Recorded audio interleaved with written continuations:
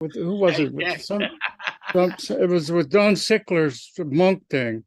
And there was we were making switching planes, and there's a big line and everything, and Ray Drummond was up at the front of the line, and I was at the back, and there was all these people between, and he sees me, says, "Hi, Jack." Boy, people start ducking down and everything. It's great. That's that's funny. We were discussing before we started taping this the uh, the bipolar jazz community. Yeah, right, right. Now wait, I put it on. I put this thing on airplane mode. It's not supposed to ring. Why is that? What happened to it? See, we were talking about, first of all, we were talking about technology and how Right. Jack got this new printer that doesn't work. I'm Now, still trying to learn how to play the trumpet. I don't want to have to go to MIT to learn another thing to get a letter. You know what I'm saying? right, I mean, I'm trying to make a simple, to do this show, and I put airplane mode on. I guess you can't see that. And if it's green and it says airplane mode, isn't that what that means it's on? That Yeah, means I the got little yeah, call is yeah, supposed to come through. But yeah. yet this call from Robo Killer of all things And say came it's not through. going. Oh, it's coming through now. Well, we just heard the phone ring. I don't know how that happened.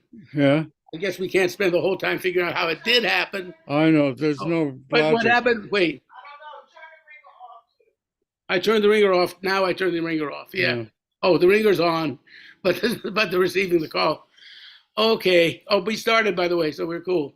So it's like people say, somebody said once that if you keep doing the same things over and over and expect a different result, that's insanity.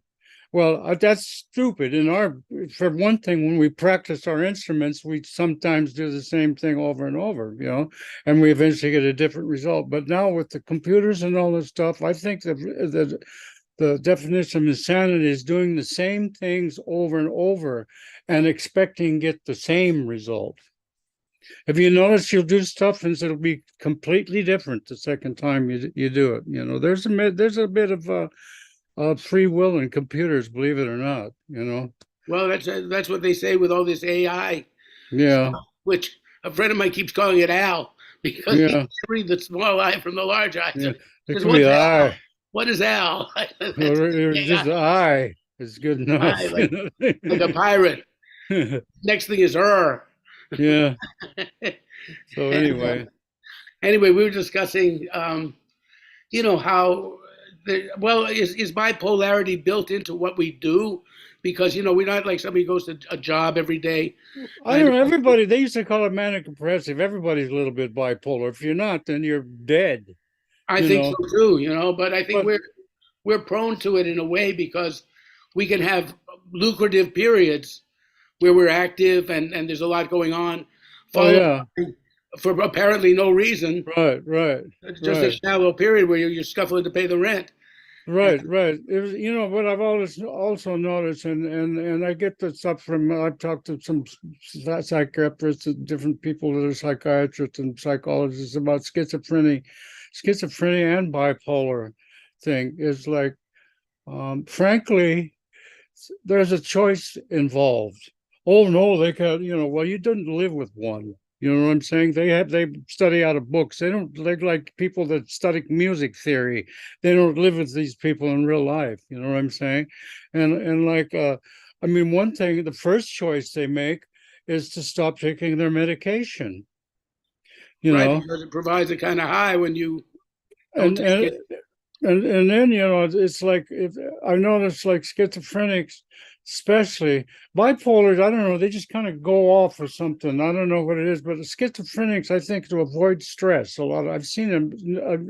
We know some schizophrenics. There's a trumpet player that's very into it. I mean, he uses it. I've cracked on him a couple times and said, yeah, I got you. Because they're not stupid.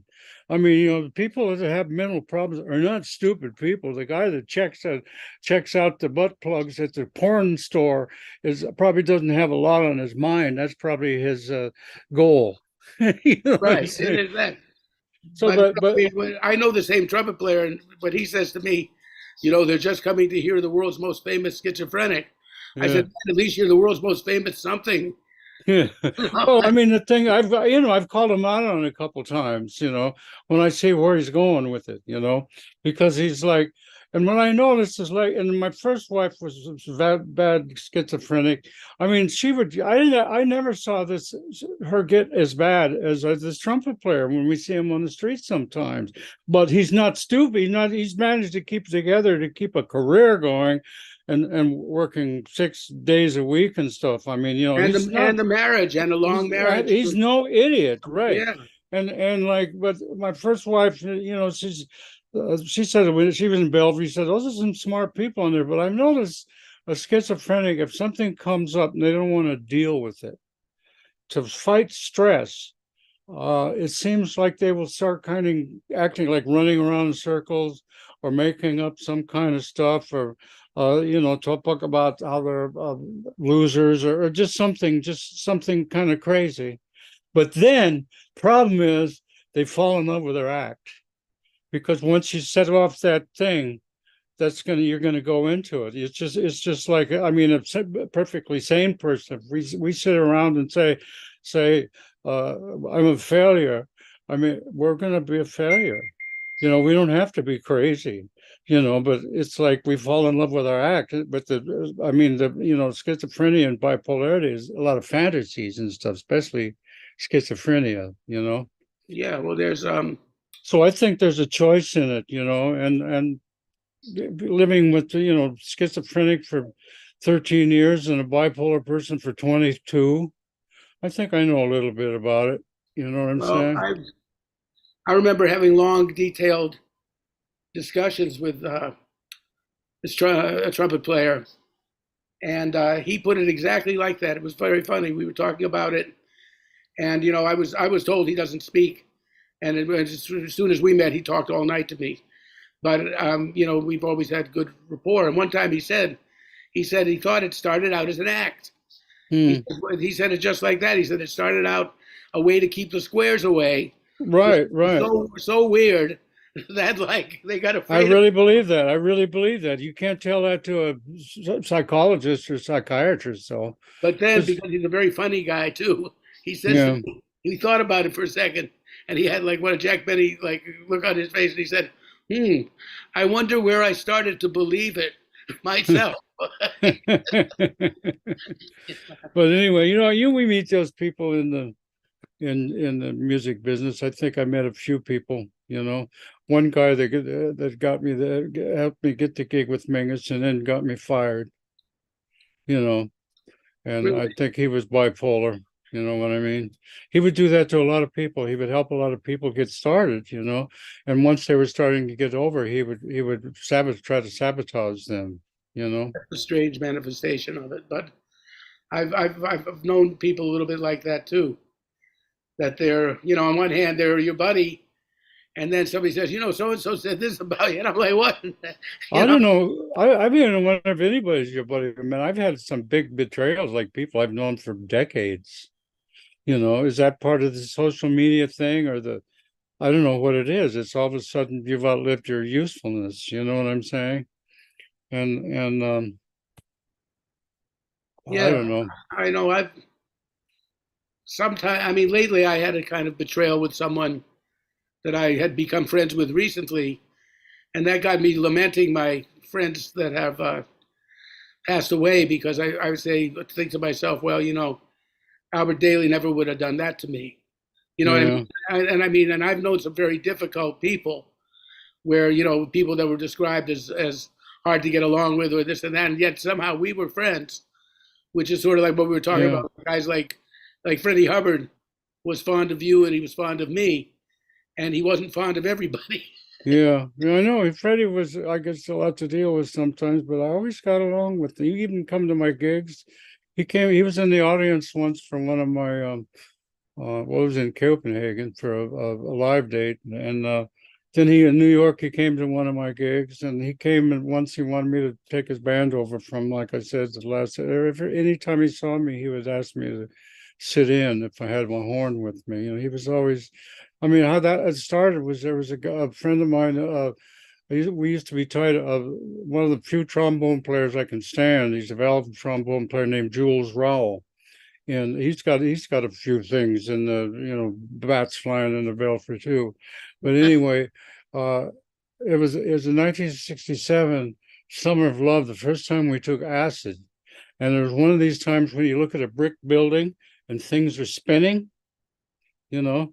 And so it was a Sunday afternoon, and I had matinee at the jazz workshop. So I said, "Hey, let's go sit in with Freddie Hubbard." so so we went and sat in with Freddie Hubbard that day. And ever since then, Freddie was always good to me. And I told him later, I was Shelley's manhole. Yeah, we were on acid. I thought something was happening. Yeah, that's funny. I met Freddie. Well, I had met him one time when I was a kid. I used to go to this after hours session in 1969, Amo Music Studio, Mhm. which everybody was up there. I was 17, and it was like all the pictures on my wall and all my record covers suddenly came to life, like an Alice in Wonderland type of fantasy. Because there was like Cedar Walton and Barry Harris and everybody in the same place. Wynton Kelly took me under his wing at that point, and I got to know him and Kenny Dorham and through Evelyn Blakey, who was the house singer. But Yeah. anyway, Freddie came in one night, and I had my back turned, and I was facing Wynton at the piano. And I just had happened to do that. I was like in a 3/4 stance or something, and the place opened at like 4 in the morning. Hmm. Would often go till noon. Like on Friday night, Saturday, we get out there at noon. So somebody's going, "Yeah, Jackie back. Jackie, man, it's been a while." And I didn't even know I sounded like Jackie McLean because I was into Bird and Sonny Rollins at the time, and I've listened to some Jackie. I had one record, The Connection, with Freddie Red that I played to death. I played that record all the time. So I guess it came through. And I turned around and Yeah. said, "It's not Jackie McLean."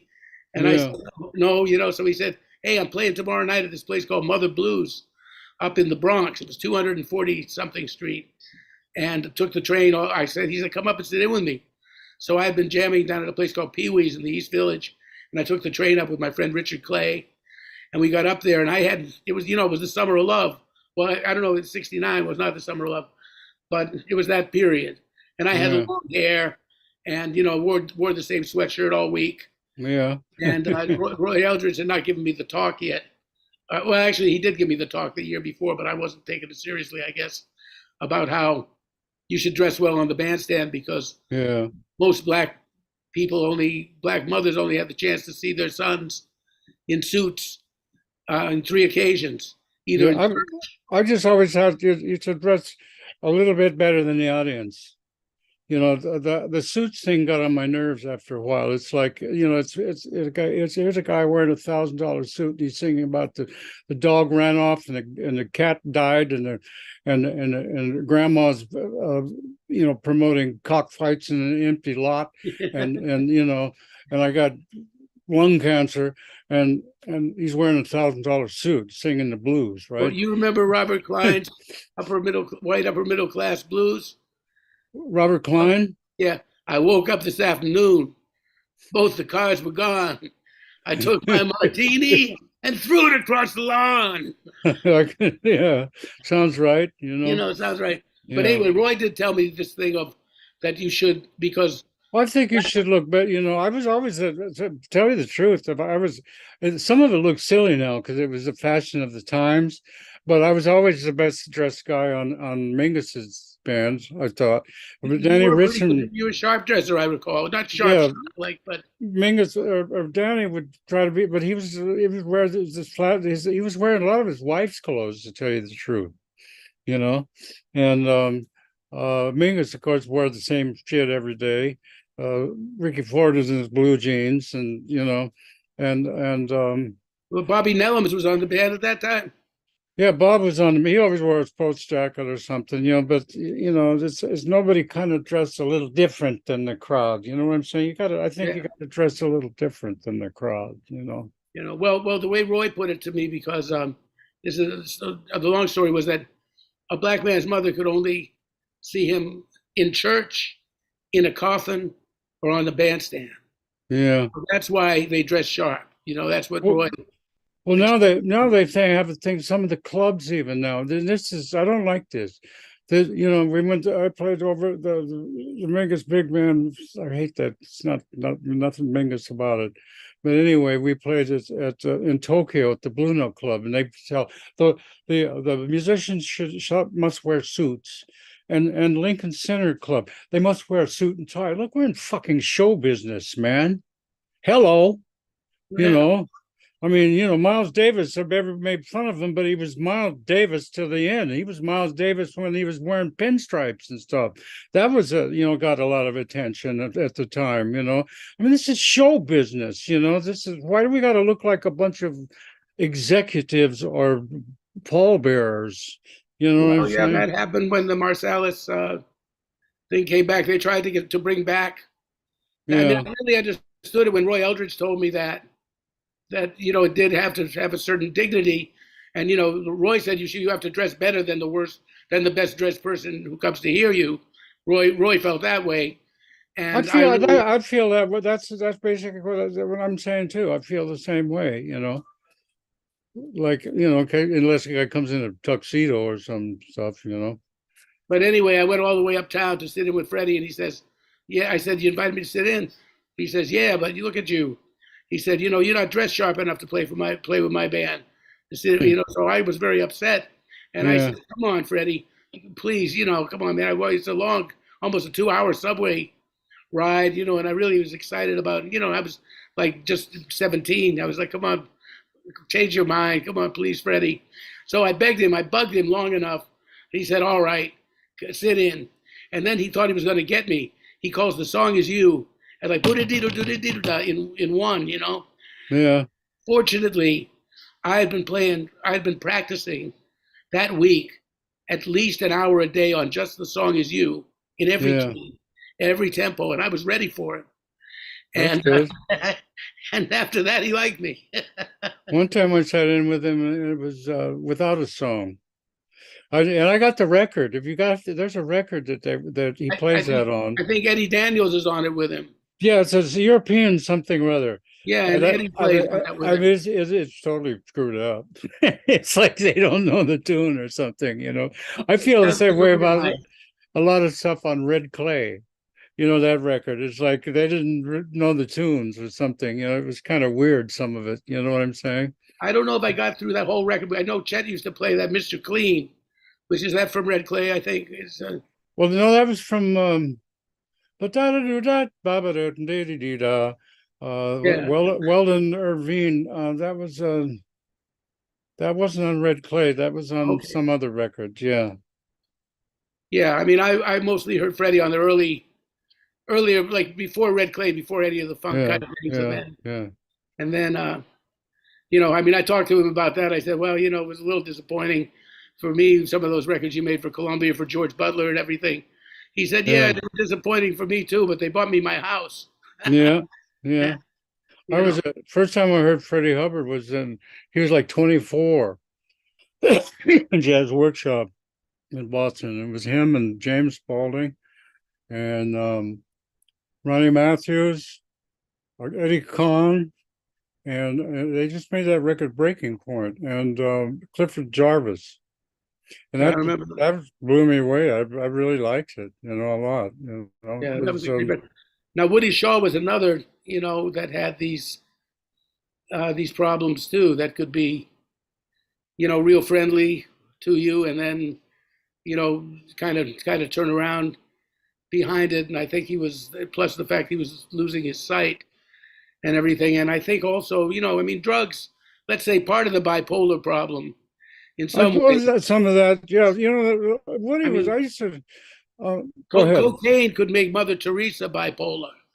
I Oh mean, yeah, I mean, Woody Shaw was living in the Bay Area for a minute, and he used to play every Monday night at a place called the Both And Club, which was the jam session, and then he and Eddie Henderson would be there trying to cut each other. That's one of the things I learned from cutting contests is uh, the only guy that's going to win is the guy that you're trying to play like. You know, as people try to outplay other people, you know, they try to play like other people. Like I went one time out, so like four of us sat in with Dizzy Gillespie, and come time for the break on Night in Tunisia, everybody tried to play the highest and the fastest they could. I played like four notes, you know, and Dizzy comes up to me and says, "I like the notes you play." So there you go, you know.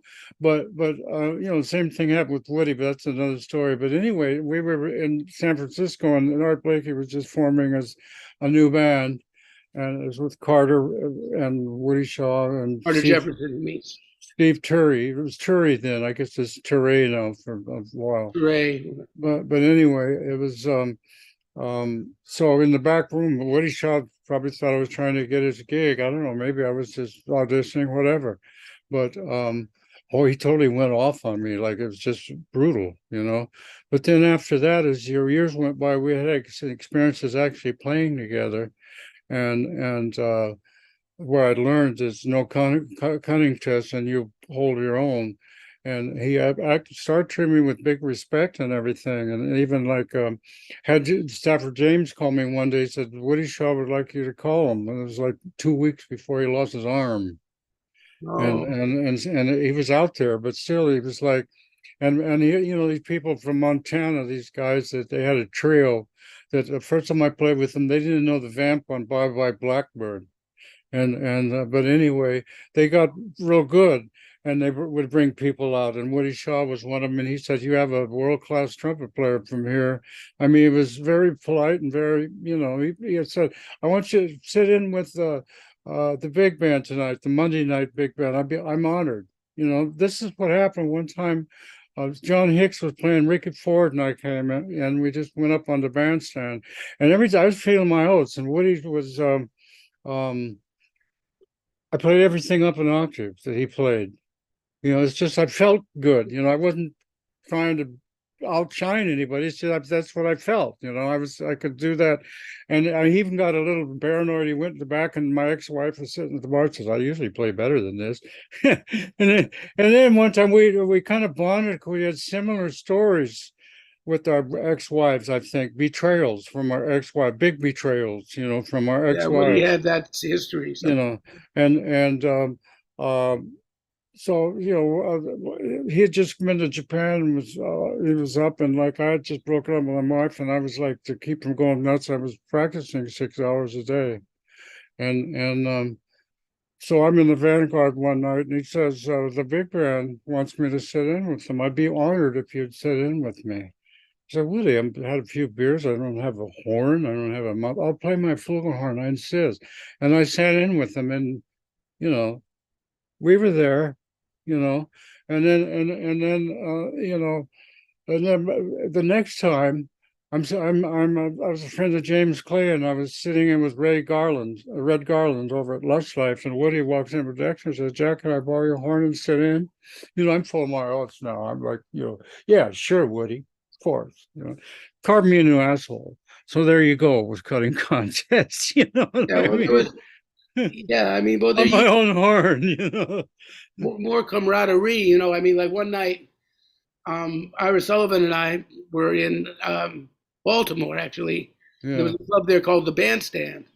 Hmm. Ira did this thing with the Left Bank Jazz Society, and we had a mutual friend who actually paid my fare and my hotel to come down and sit in with Ira at this concert. And then at Yeah. night, McPherson had also sat in the afternoon. So Ira and I said, let's go hear Charles. He had a gig at night with Reggie Johnson and Reuben Brown and his son, Charles Jr., on drums. Yeah.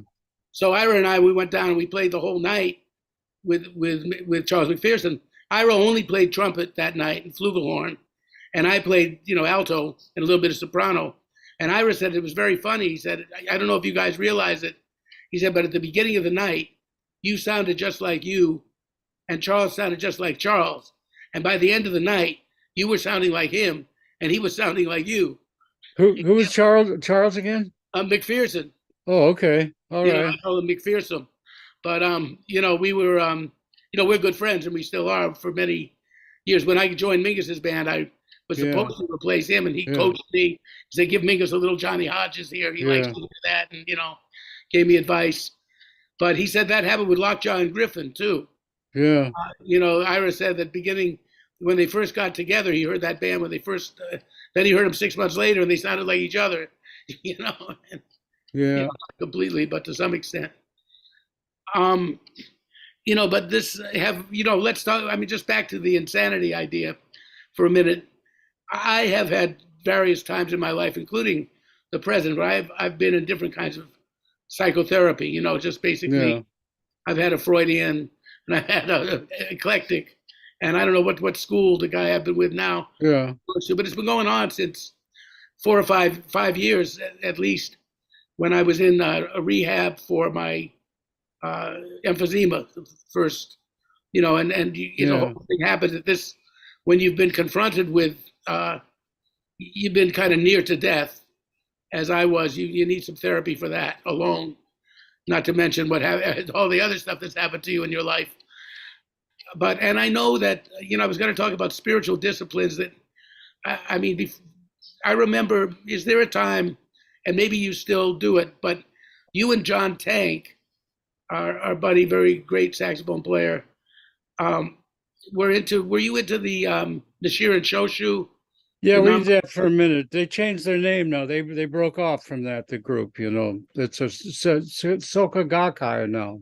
Yeah, I heard there were two factions now, and there Yeah, was yeah, it, politics. Yeah, it just got silly, and it was silly, those meetings. AAO, morning sun shining bright, sha la la, and like, I mean, two lesbians making out in what's supposed to be technically a church service of some kind. I mean, I have nothing against lesbians making out. Hey, they're fun to watch, right? But not during a church service. You know what I'm saying? yeah. I mean, that was a strange. I had a girlfriend for a while that was into it, so I went to a couple of meetings there and saw Buster Williams. I got to talk to Buster a little, and hang Yeah. out. But I never, like Paul Bley put it so well. He told me once. He says, "I've never joined any organization because I was always afraid they would make me their leader." I went to a couple of this Soka Gakkai or Segojikai, whatever they call it now, like memorials for dead folks. Um, One was Jerry Murphy. Did you know Jerry Murphy, the drummer? No, but I And went to Coriel. yeah, or did he have one over there? Yeah, he had one. And I don't know what your experience was, but another one was this girl, Linda Reynolds, who was Mike Clark's ex-girlfriend. And even though they've kind of broke up, but they were always together, kind of, but not really as boyfriend and girlfriend. We were good friends and everything. I really took it hard. And like, so I went to her memorial, and with Jerry Murphy's, not so much. I got in the middle, but with this is it. I got offended. First, I go in there and they're charting this what they call daimoku, which is Mamyo Horenge Kyo, and then they go through their whole little book, and now it's time for the memorial, right? And like Passover. and like it's so exclusive. I would have liked to got up and said something about her, you know. I don't belong to that, but I would like to have said something. Her sisters were there. One of the sisters didn't like that stuff so much. But anyway, so, her sisters said a couple of words, and then Mike Clark gave a speech, and then they played a tune. And after that, they spent Buster Williams for at least 50 minutes was talking about the goddamn religion. Trying, you should join this religion. And the same thing as I saw on Jerry Murphy's thing, where he had page one was about Jerry Murphy. The rest of it was about the goddamn religion. I went over to St. Peter's for a bunch of things. I didn't hear anybody trying to make me be a Catholic. You know what I'm saying? It's like I was really offended by all that. I was also actually offended at Sue Mingus's funeral because I should have just grabbed the microphone because everybody was talking, oh, yeah, me and Sue Mingus go all the way back to 1999 or some shit, and like I knew her longer than anybody, you know what I'm saying? But the Mingus office has just totally erased me. They don't even mention my name when they do an article about the big band. They have a bunch of other people that played a couple of gigs with them. You know, they don't realize that I started with my arrangements and Mingus's arrangements. Well, But anyway, you were left out of those the last Mingus records, which had like everybody in the world on them. well, actually I did a couple of those. I don't know. Did you see hear them? Are No, they available? you said I remember once we were talking, and you said that you had been left out of uh, one of the last records of Mingus. Well, I was left out of. I was. I was doing. We overdubbed solos. That's not jazz. Miles Davis started that shit, and he claimed he wasn't playing jazz, didn't he? you know and so here I am. I got another guy's taking a solo, and not only do I have to react to him, but the rhythm section, there's no reaction with me. That's not jazz, overdubbing solos, you know what I'm saying? Yeah, And well, I mean, even Music Minus One records, when I do my master classes, sometimes I compare it to making love to an inflatable doll. yeah, You can be fantastic, but it's never going to yeah, respond to you, you know. but That, they did a Zoom thing, and they had a bunch of people.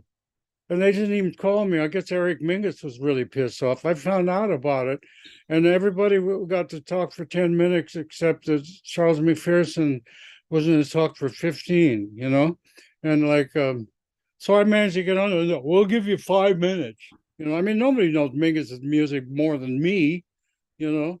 And so it turned out, and Charles McPherson said, "I'd give up some of my time if it's, I yeah, mean, he's a it very was generous cat. a real slap in the face." And he asked me, and he says, um, I played with Mingus the longest stretch of anybody, and McPherson and Charles says, "Well, I played with him 10 years, off and on. People would piss you off, he'd fire people, they'd leave after a couple gigs or whatever." And he asked me, "Well, how long did you play with him?" I said, "4 years straight." Oh, you couldn't imagine that. You know what I'm saying? So, it's. I mean, he was nice about it and everything. I mean, I've been, I was never into him that much, but I've been checking him out lately, and I realized when you get old, man, you got some licks. You get some licks. I was said the same thing about Britt Woodman one time. I even used him on a record because, like, was the oldest trombone player that I've known since that, recent years. I mean, You were talking about McPherson just now, or well, I mean, both these guys, you played an instrument for 70 years, and you're gonna got some if you got some shit together. If you're gonna oh yeah. if you have a brain, and don't just jump on a hot riff and write it home, Well, you and know. Charles has always been growing. He's always been trying to. I mean, he stays within his own aesthetic boundaries. But I mean, I've heard him. But it's playing. But I He's not noticed, he's never been complacent.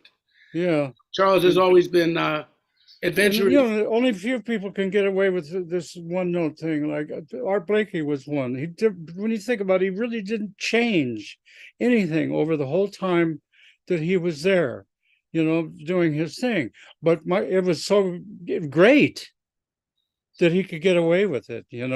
I mean, sort of Horst Silver at first, like, was really out. It was really out there and doing a lot of things.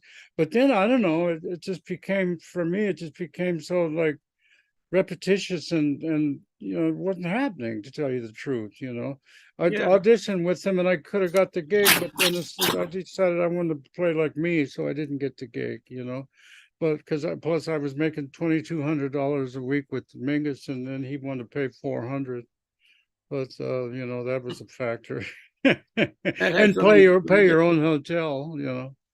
And Yeah, again, something to do with. Well, I mean, just back to the therapy thing. I mean, have you ever felt that you needed, assistance? Like, I mean, or just somebody to talk therapy of some kind. Have you ever well, yeah, experienced I that? took a depression. I took the depression thing, and I talked to a guy's a therapist, kind of a Jungian hippie therapist, just because, like, so I can say what I want. I mean, you tell anybody something nowadays that you don't agree with it, they think you're attacking them, and they'll probably never speak to you again. But I can say things, I can disagree with the guy. It's like one of the things that was like the was the when Guantanamo Bay, remember years ago, there came a rumor that people were throwing the Bible on the ground, the Quran on the ground, and people have killing each other over that in Pakistan.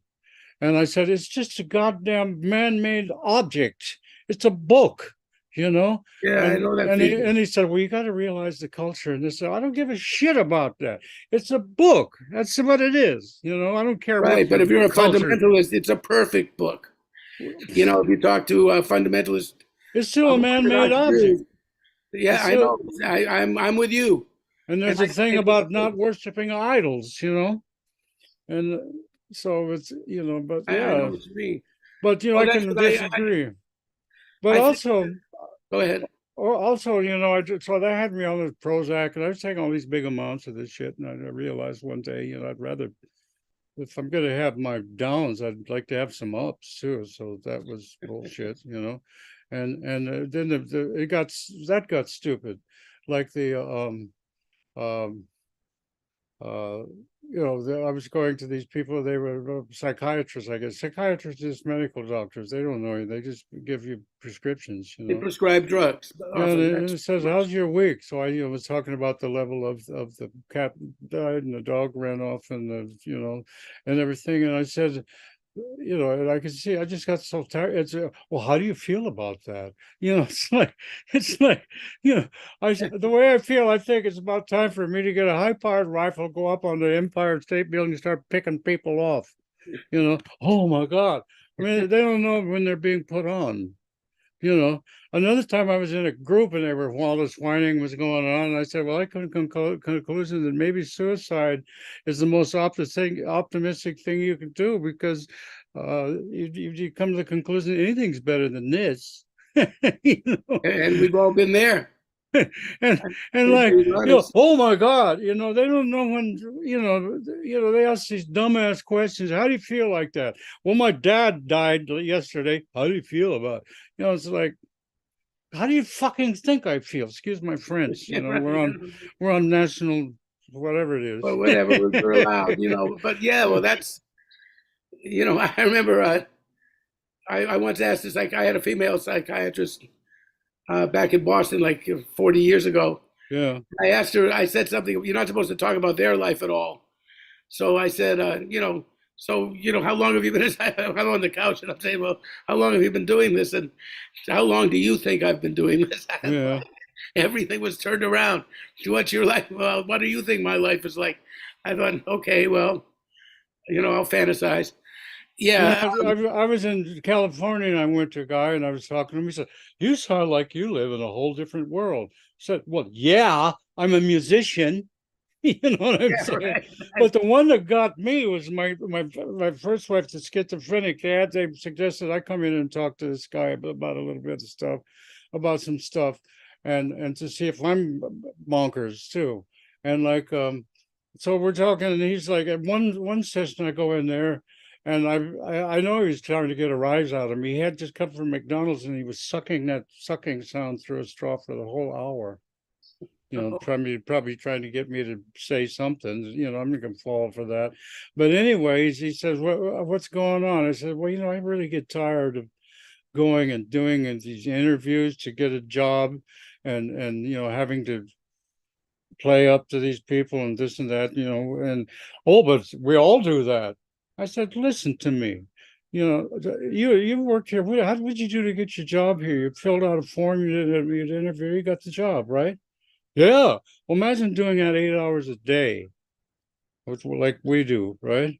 Yeah, And oh, you can go, you're okay. You know, it's like they don't know anything, you know, they just know what they're like, you know, most people now that are in power, they've got everything from a book, you know.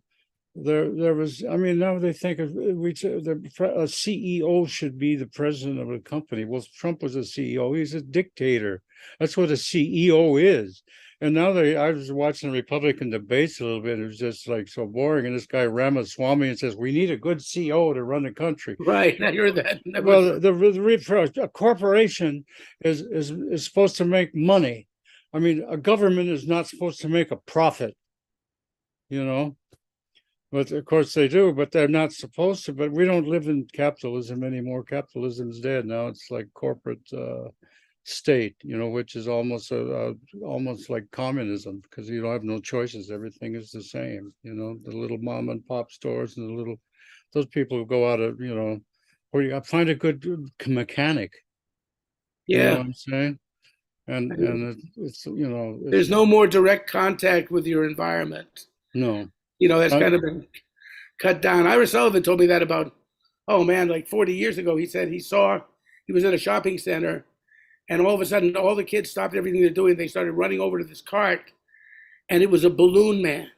yeah, And he said, this is probably of last. In yeah, other words, years ago, it was common. You'd see the balloon man in the street, or you'd buy a balloon for your kid, or and you got to know the people, just like you got to know your milkman and there was your corner store, and he did all this, and he predicted this like Nostradamus, like 40 years ago. Ira says, this is all going to go away. yeah. Direct contact with the environment is going to be replaced by corporate, I know. corporations, and you There's won't. no humanity whatsoever. Nothing. I was like, I had my money in this financial institution, and there was an office in Billings, Montana. And because I'm from that, we all knew each other personally, the people in the office, people know each other. But now they've expanded. They've closed that office and a bunch of others. Now it is Seattle. And I sent my I don't know what happened. I thought I sent it. My my refund from the IRS and from the New York taxes. I sent that was over 2 weeks ago, and they never received it. Maybe I put the wrong address because it said I wrote South Fifth Avenue or something. Oh, don't write South. Well, that's the address they gave me. Well, often it's somebody on their side too. Oh Oh, yeah, well, I that mean, form 2002. We get to 2003. My wife deals with most of that stuff for us, but she'll yeah. give me reports now and then. They didn't get that because such and such Well, they screwed don't up. give a shit about us. I mean, the thing is also, I got it with Merrill Lynch once, and the only thing I ever did, and I went in person and deposited a check for $5,000, and they lost it. So now I got it. I don't know how I'm going to deal with the IRS and all this crap now to get my money back. Because it was a little amount of money that helps a lot. You know what I'm saying? I But know. it's you never anything. I go to CVS. I do a prescription, and well, I'm pushing the buttons. And I say. I need this prescription. They says, well, you need the prescription. We need a doctor's approval to renew it. Would you like us to do that for you? Push one. Okay, one. Boom. I go in there to pick my other prescriptions, and they didn't have the ones that needed a doctor's approval because they tell me now that all those calls go right to corporate. And they don't do that anymore. They don't notify doctors anymore. So in other words, just out and out lying They to lied you. to you. They said, Yeah. yeah, well, I And mean, the thing is they make us take out our anger on the people working from them. They're in the same boat as we are. I mean, they make them $15 an hour if they're lucky. And they're both of us, they're employees and the consumers in corporations. We're the scum of the earth. I mean, the corporations get together and set prices. We're not going to have too much competition because they set prices. You know what I mean?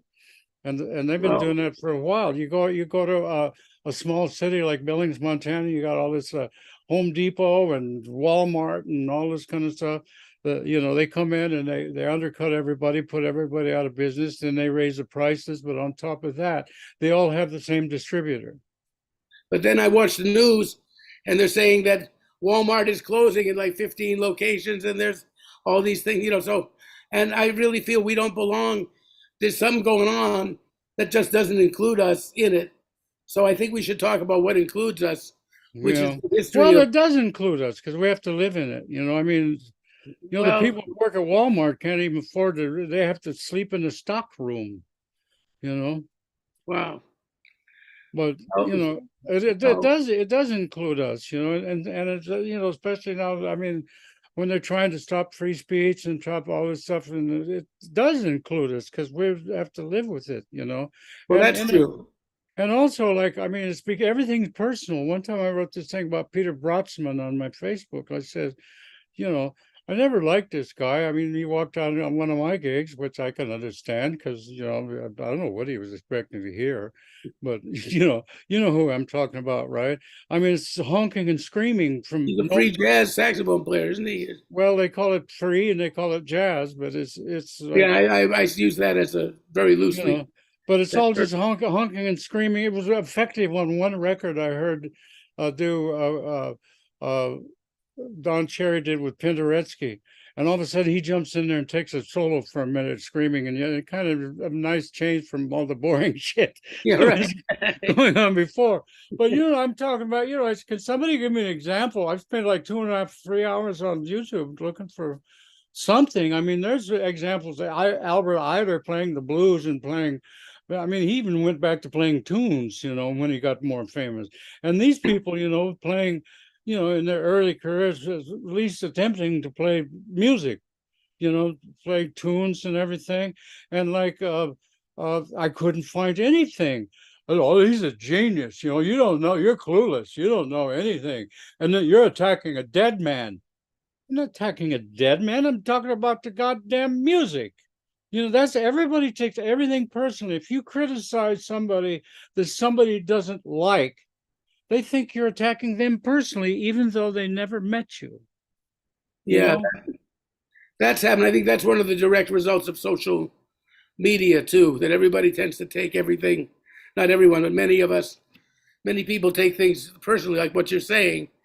If you didn't care for Albert Eiler, I mean, I have to, there's a record for some reason called what's it called? Mothers with Gary Peacock and Sonny Murray and the Eiler brothers. And for some reason, one night I must have been too high or something, but I put on the record and all this Yeah. it made me feel peaceful. I don't know what Yeah. happened, but it was Well, going that's on. something, but All You Need Is Love, the Beatles tune, Yeah. they got that from Albert Ayler because Paul McCartney was heavy listening to Albert Ayler a lot. He liked to put on the records when friends came over. If they say too long, you know what I mean? That's funny. But Yeah. and I was there, couldn't find anything, and like still, I'm clueless and I'm destroying a guy's reputation. No, I'm not. Anytime I criticize any musician for their rotten personalities, maybe I'll talk about Buddy Rich or Lionel Hampton. But if I'm going to talk about their music, they can play. You know, I Yeah. saw I, I saw Buddy Rich. I never saw anybody act like that once. I saw a rehearsal because a friend of mine was joining the band, and I don't know, he had dancing girls and everything. He was sitting there, and just the way he talked to everybody, it was so demeaning and everything. And Rick Laird just put his bass down, said, "This is bullshit," and walked off the gig.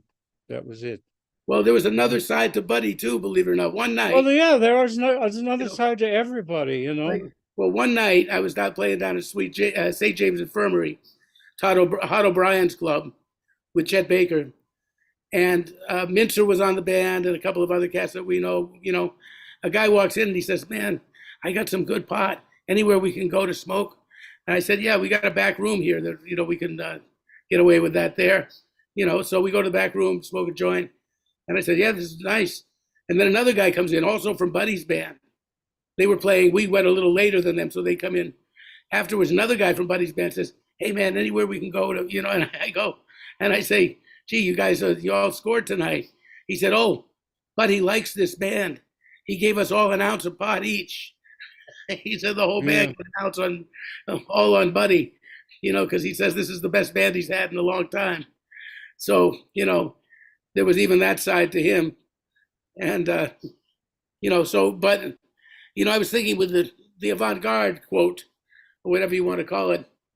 I think Mingus called it the last refuge of the untalented. could And be, he's described with that quote. I noticed when a lot of those guys started getting a lot of play, then they started playing with better musicians, and they would play more music. You know what I'm saying? Instead of just that all the time, because you can't do that 7 nights a week. That noise making.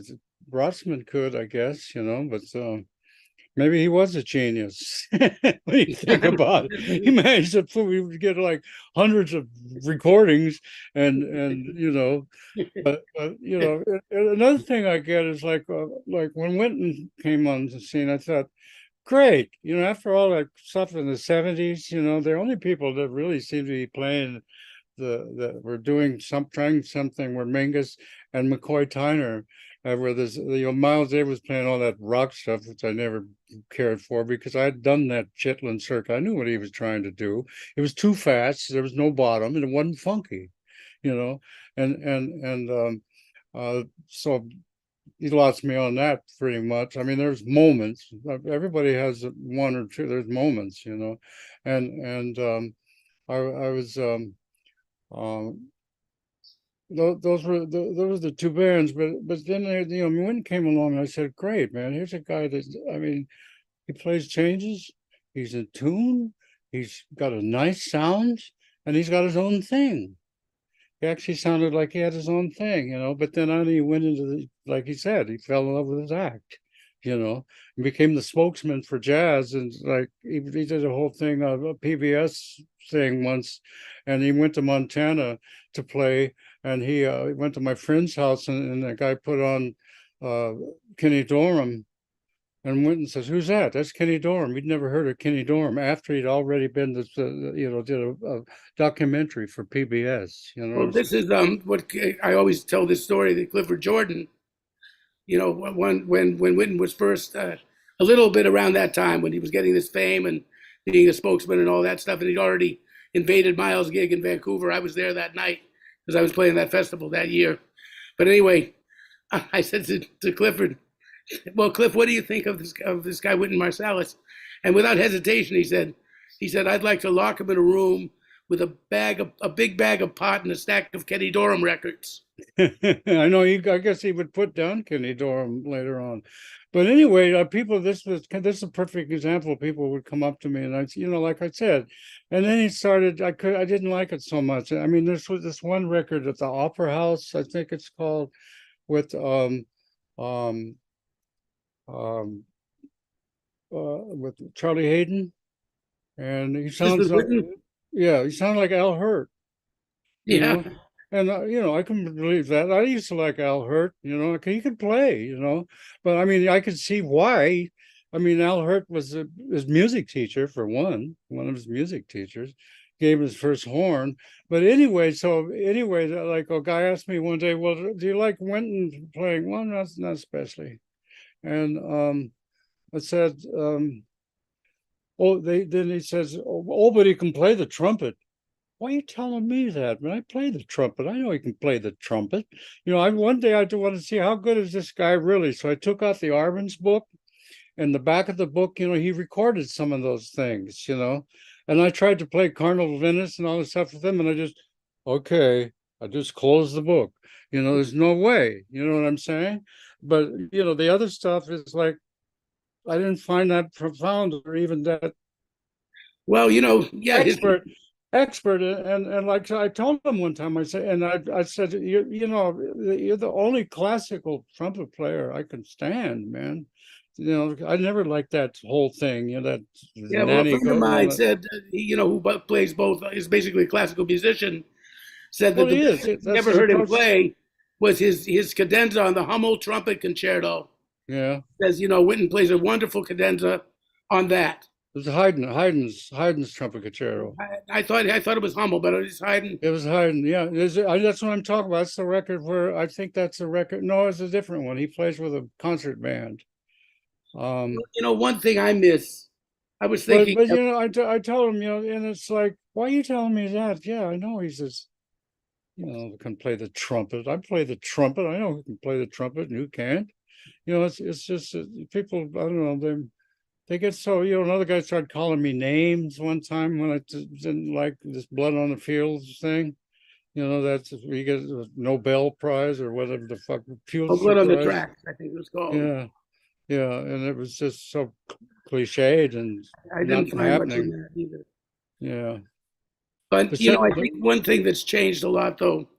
I think he's nicer now. He seems nicer and more humble now, But Did you ever play a thing by Mingus called Started Melody? Nope. Well, it's a contrafact based on I Can't Get Started.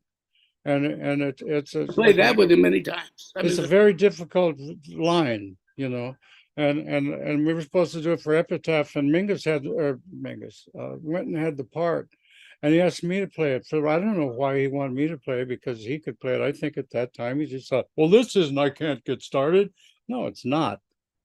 It started melody, and like one time here, let's tell you something about that. As we were going to Europe, and we had a rehearsal with the Angus Epitaph, and I'm playing the melody along, and with right before I got on the bus, I'm playing the melody along in unison with Alex Foster, and I'm bending notes and doing all this shit. And Gunther told, "Did you learn how to? Did you learn? Did you get how to play that last night in a dream?" I said, "Well, no, Gunther, this is the way Mingus wanted me to play his music, man." You know what he said? "Oh, that's not what this is about." that's not what this is about. Did you say, well, Yeah. what is it about? Did you, Well, Gunther Schuller were making a Broadway show. You know what I'm saying? Because the second time when they read it, it was just awful. The one time they took away everybody's solos. I mean, Ronnie Cuber and everybody, the original solos, and they had, you know, and I rehearsal. I jumped in on the only solo I had, and he stopped the music, and I just said, "Look, I don't have anything to prove to you, motherfuckers." And I walked out of the rehearsal. And then when I came back, always a high point of the show when I was directed as like a sextet or a septet through "Better Get It in Your Soul." you know, and I knew the arrangement and everything. And I said, if you're gonna have me improvise anything, you're gonna have me play by the note. And they said, "You're not gonna conduct that. Better Get It Your Soul." No, I'm not gonna get this conducted. You got it. And so we go to what's and this is happening. Gunther who was going to conduct it. No, I was gonna conduct "Better Get It Hit in Your Soul." But That's from the always a beginning, high you point of didn't the play, don't program. conduct. Who told you that? Well, no, what? If If you were told me going to what? play, don't conduct. I think that's. No, he didn't say it. I said, if I'm going to play, improvise anything, you got to pay me by the note. you Oh, know. pay me by the note. Okay, I got But then he says, you're not going to conduct that? No, you got it. If you look at the original movie of Epitaph, we play the thing, and Gunther says, "How do you follow that?" Because it was the high point of the only jazz in the real thing. And like, so anyway, so I'm doing it, and what they're doing is Craig Handy takes it over, and they play it all wrong. They played the head, and then the whole thing they sold it on the head. Didn't use any of the arrangement, the da da da da da da da da da da. They didn't do any of that kind of stuff. I said, "Craig, man, what the fuck, man?" He says, "That's not the way it goes." "Oh yes, this is the way it goes." And he showed me a piece of music. You know what it was? It was written in my handwriting.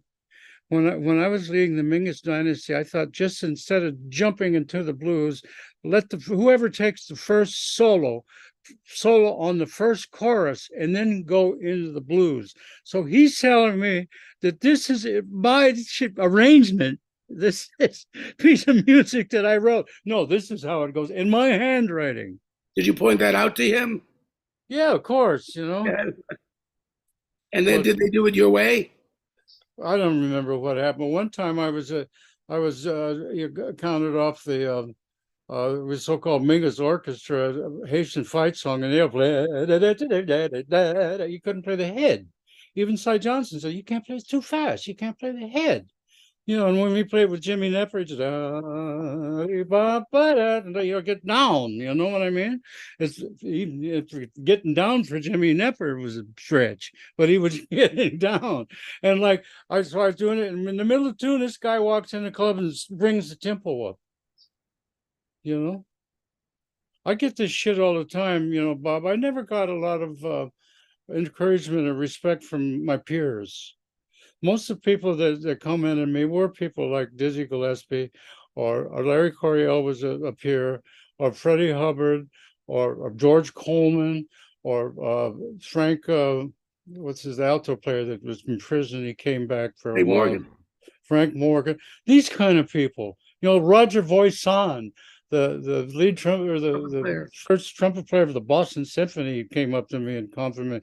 Those are the people I get comments from. I never got too many comments from some people that were, of my generation, Well, Dave Liebman, maybe, I think that one thing that happened, and I was thinking about this, was that with our generation, when we were younger, we experienced the end of a certain type of camaraderie that was interracial, intergenerational, and all these kind of things. Like I remember the festival that you and I played together in upstate Saratoga, New York, right. and the band that was put together for the festival, which Ira Gittler, I believe, put together, was the rhythm section was Albert Daly on piano. Yeah, I got Anthony Cox on the gig because Anthony he was Cox playing was with my on it, band. right? And They were, I they got were, Bobby Ward. So you got the they bass were, player, I got the drummer. they complained about Anthony Cox because Anthony was a different kind of player, man. He was a more modern. Anthony played well. I mean, I thought it Oh was a yeah, good band. The front line was you and me and Pepper Adams. And I remember Pepper was really funny because he could be, oh, I mean, I love Pepper, but he was always yeah, very competitive with me. He always wanted to take yeah, no prisoners, and I could hold my own with him, so there wasn't too much of a, of a problem. But he really wanted to. He yeah, played to yeah, kill. But I mean, and then I was deferring to him. I said, "Hey Pepper, what do you want to play?" And he was like, "Why does everybody always ask me that? I don't care. I'll play anything you guys want." I said, "Because you're the oldest." I said, yeah, you're the elder here, and I'm being polite. But now, since you don't want me to be polite, I won't be polite, and we'll play what I yeah, want. You know what I yeah. mean? I said, but I I want felt to know that I because asked you first. But other than that, man, I just remember how much fun those festivals were yeah, because you would I've see people who didn't play alike at all. Like I right, remember right.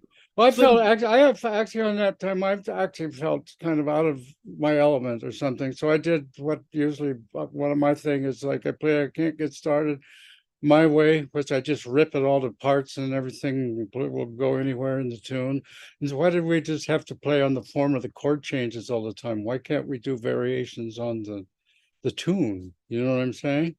Not just stick to chord changes. See, that's the thing is like I did a recording of and I even teach this sometimes in my classes. If you take a tune that is Warhorse that you know really well, you know, okay, I'm recording me and Jimmy Madison and Chip Jackson.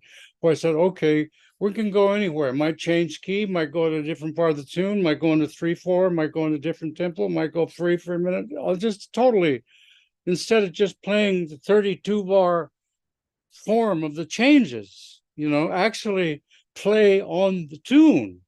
I have an old Albert Eiler record, one of his first ones, where he does that. He'll play different parts of the tune. I don't know if he did it on purpose Thought he was getting lost myself, but or maybe so, but it was a good idea. I think it's a good idea. Why is it that we just play on the form of the chord changes on a tune? well, Hank Jones had a good answer for that Oh because yeah, if you do that, it becomes chaos. yeah. And Well, and like it's like Sonny Rollins once said to me, he said, Bob, I love freedom, but I hate anarchy.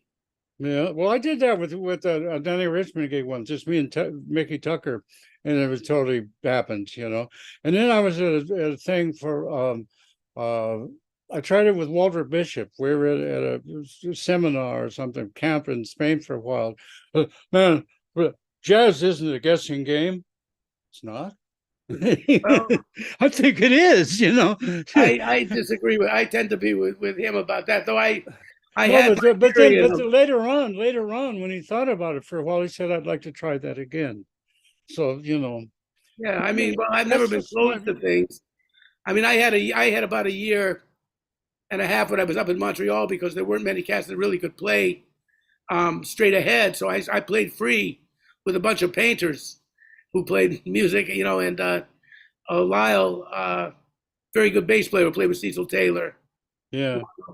was on that. He was the only other professional musician. And I did that. And I was hanging out a lot with Paul Bley. And Bley would tell me, join the avant garde, Bobby. It's where the money is. He asked me to come sit in with him and the Jimmy Drew trio once, and I didn't do that. One of my regrets is I didn't sit in with Coltrane because if you can't play with that Coltrane, you can't play anything. He'd make anybody sound good. I mean, come on, Dewey Johnson was on his record. You know what I'm saying? Remember him, the trumpet player? Yeah, And like I was there with a guy named Peter Loeb. Did you ever know I Peter knew Peter Loeb? Loeb very well. Peter Loeb played every instrument. He was crazy, you know, and like we always made fun of me. Never, I was in his band. He liked me, and he always like and Calvin Hill. That was our first band at Berkeley, and Peter was. They always made fun of me. I don't think he took a shower the whole year that he was there, and No, he looked. He had that very, very long black hair all the way down he the was, back, well, and he didn't have long hair then, but he had also, and he was acted real arrogant and everything, but he could tell that he was like a one, you know, he and I used to contradictions. he and I used to practice together. We became pretty good friends for a while, and he made this record that was really good. And I was listening to it one day, and I said, "Boy, that's nice, nice drummer. Who's that?" He said, "Oh, that's me. The piano player sounds good." I'm trying to find a Peter Globe record. Did he record anything I don't commercially? know if it was ever released. He was just playing it for me. We were practicing over at his place, and he had this recording he wanted me to hear. So he played it, and I really sounded good. And he was Well, playing saxophone and trumpet and rhythm section and everything, And I had a that's the great, I got a recording I great, ever heard. I got a great tape from Jimmy Madison. It was just a trio, Peter and him. And it was him on one side, and it was great. On the other side was a thing when that I recorded with Jimmy. It was me and Jerry Bergonzi and Jimmy and Jim McNeely and John Burr. Those guys had like got to New York like the day before or something, and that was pretty fucking good. I was in the dressing room playing it for Mike Clark on Herbie Hancock's gig, and he said, "Damn, who are these guys?" Another, compliment. With the other guys, like, Tex Allen. I remember Tex Allen. Here's that Ornette Coleman guy.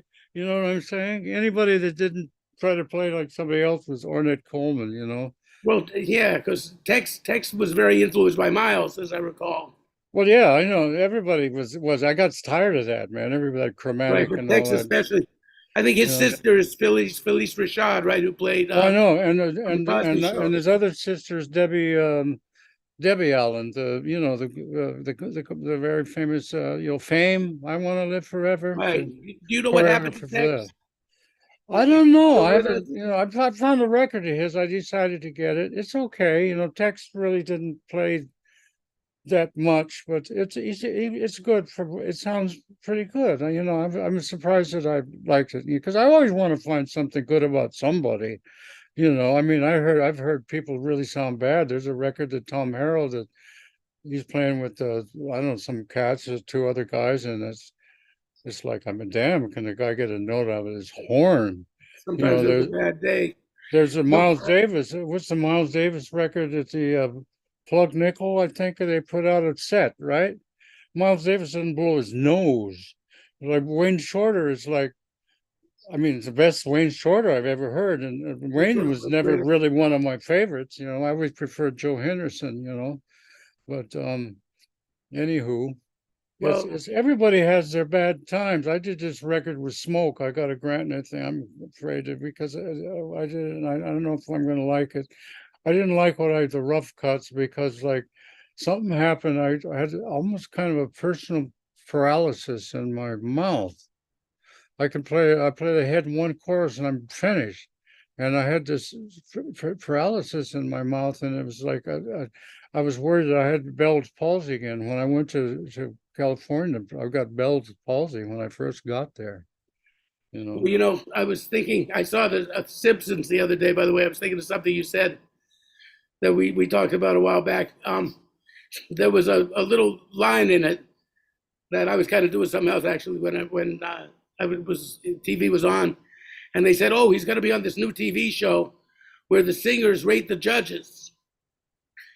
And so I was thinking, remember we were talking about how if you could have musicians critique the critics, in other words, like Yeah, right. a review of the latest Joe Henderson record, I find lacking. You tend to be verbose and in love with your own Yeah.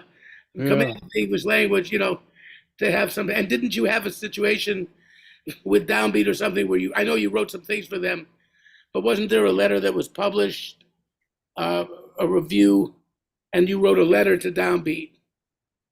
That Miles Davis, was it that? And you wrote about it, and probably. I gave it a 5-word review. What a bunch of shit. really, But then I said, that's cool. I mean, Miles Davis already let him do what he wants. He already look what he's done for the music, you know. I mean, you don't have to worship a guy that's and like Sandy Krause was putting him down. But Miles Davis doesn't know anything or anything anybody. If he wants to be a rock star, let him be a rock star. His last record was Rap. Remember that? yeah, more or less, yeah. And and I don't remember a thing about it. But anyway, it was let him and everybody has their bad nights. So, I mean, going to see Miles Davis was it live was a crapshoot. I mean, sometimes it was unlistenable. You couldn't listen. Absolutely, yes. It was just so boring. But they were trying things every night. That was the thing. Also, Sonny Rollins sometimes seemed like he couldn't start a tune. Well, You one know, night I went but to when hear they were, Sonny.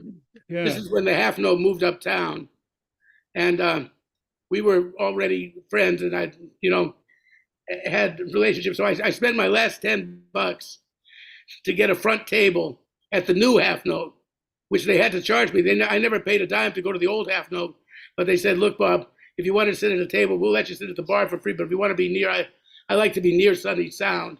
So yeah, I saved up my money. They said, "We're going to charge you. You got to pay price. Pay." I said, "That's okay." So yeah, I've spent my last $10 because it wasn't a good year, and I'm sitting at that table, and Sonny is playing, and he's having one of those nights where he's playing, and then he's looking up to the heavens and going, "Oh, really?" And then get yeah, back down to playing again. So now he's walking around. He's off the stage and he's walking through the audience, and I'm sitting there listening to it, and I feel his sound getting closer to me, and I can hear him scuffling. I can hear yeah. him not quite getting what he wants, and I guess I must have grimaced or made something in my face, because next thing I know, he's standing over my table. He takes the horn out of his mouth and he goes, "Is something the matter?" And he's playing and walking on. There was one of the biggest honors I had with Sonny. I went to the Mingus's once when he was dying, and Sonny says, "I'm thinking about having you and Ricky on my next record." That was a it didn't happen, but just to be told that, because Sonny Rollins is, I told you I have to be my own favorite trumpet player because I go nuts hearing that same fucking sound every day. If I wasn't. Yeah, we all have to do that. Yeah. And I said Sonny And Rollins is my next favorite trumpet player. My favorite trumpet players were mostly saxophone players. There was like Sonny Rollins. Well, I did like Thad Jones and Gene Shaw, but there was Sonny Rollins and Eric Dolphy and Ben Webster are my favorite trumpet players. And now I've noticed lately when we're practicing that Jackie Byard has become one of my favorite trumpet players. So ding, ding, that kind of yeah, he thing, does that kind of thing. you know. You know, And but anyway, one time Gene Shaw, Sonny, by the way, just for those of you who don't know, Clarence Gene Shaw right. didn't make many records. He made about 2 records of his own for And art. they're totally his own thing, He had totally his individualistic. own thing. And the best example I know of him is on Tijuana Moods. He does a version of Flamingo that's so beautiful, and the arrangement is great too that Mingus made of that song. I believe he's also on East Coasting. He's on 2 Mingus records that I know. But if you want to check out an original guy who never got credit, another of those Chicago cats. Who, Well, yeah, I know. Well, actually, wasn't he from Detroit? he may have been, but he musically he was more from Chicago. Okay, because there seemed to be a Detroit thing like Thad Jones, and then Right. these cities had different things. Like Cleveland, that's where all the people like Albert Eiler and George Adams and those people came from. They had that kind Further of on, thing. St. Louis too with Dragos. Yeah, I think I would say New York, Chicago, Detroit, and Philadelphia were probably the most prolific yeah, cities. Chicago. I know Ira Sullivan was from Chicago, and there was a whole period where the cats from Memphis made a stop in Chicago. You had Booker Little, Frank Strozer, yeah. Mayburn, and George Coleman, and they all. It seemed like before New York, Chicago was the place. I remember that either Sonny or Ira told me that Booker Little and Frank Strozer shared a house, and 24 hours a day. If it wasn't them, somebody else was using it to play. There was Yeah, music you wanted to play. You just yeah. drove over there and see who was going, and you could play. And that's that's what I mean. There was a camaraderie that when you went to these Well, festivals, there was a scene, yeah, it it was a was such a scene too. joyous event. I mean, like I remember you told me a story about Ornette Coleman showing up somewhere with Mesro, Mesro, yeah.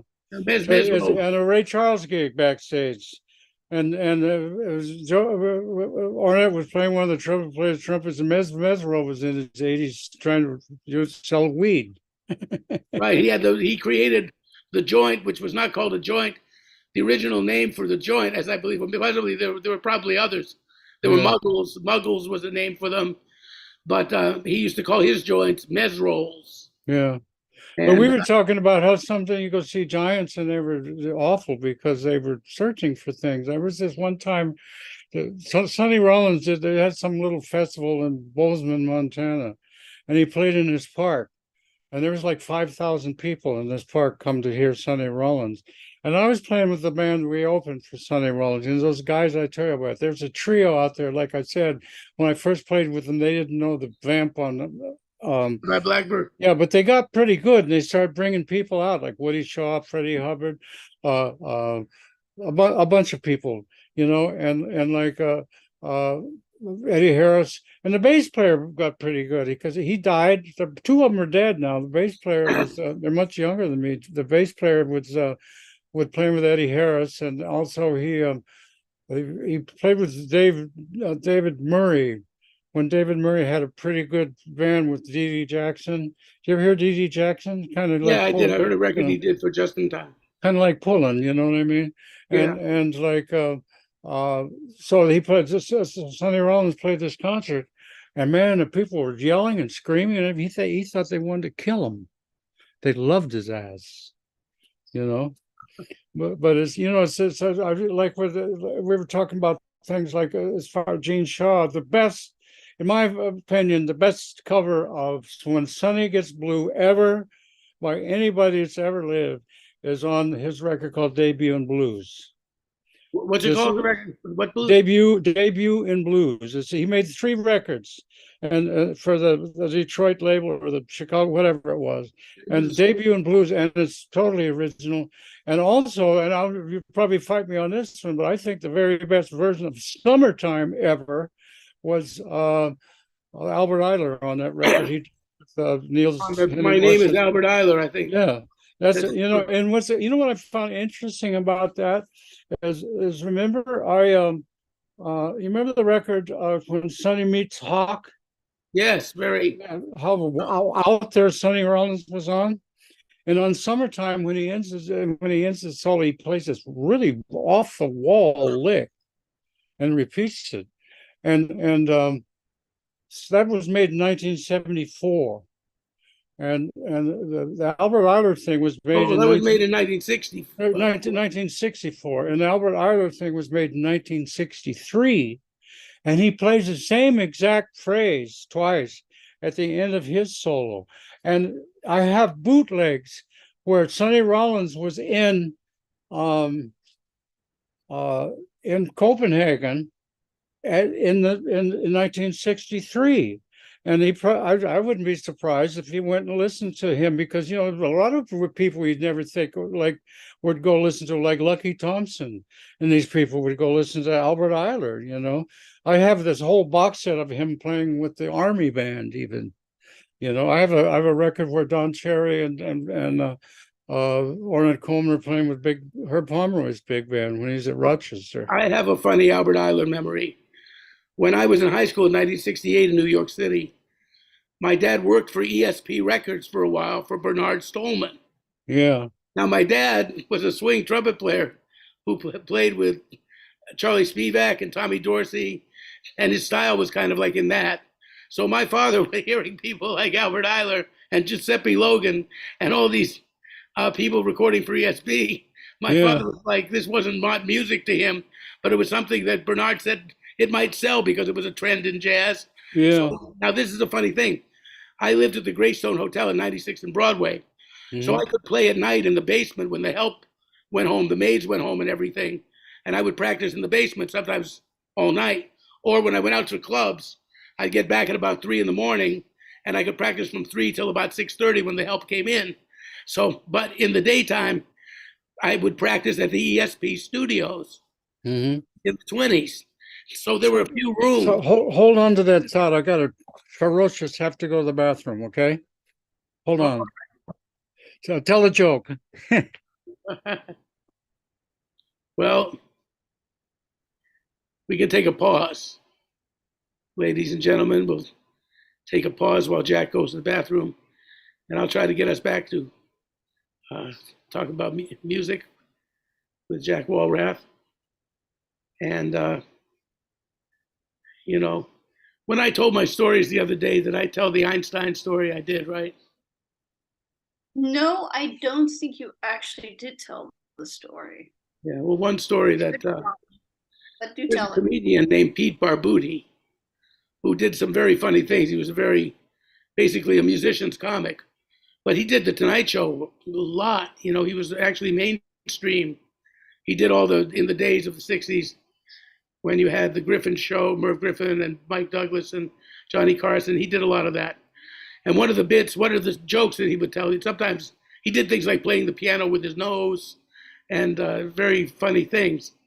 Barbuti, Barbutti. He's still around. He's like 90 years old. And I just saw an interview with him and he looks like he's 70. And, but anyway, he told a story. There was a concert, a benefit, and Harry Truman was president. Oh, Sorry about that. all right. Well, I was telling the other story. I was going to tell people this story, which is true. Harry Truman, Pete Barbuti tells this. Pete Barbuti, that there were Harry Truman was an amateur piano player, and so they had a benefit to do, and Who they is put a this? trio. Harry Truman? Yeah. Yeah, so they put Yeah. a trio together. You said to tell a story, so I was doing this.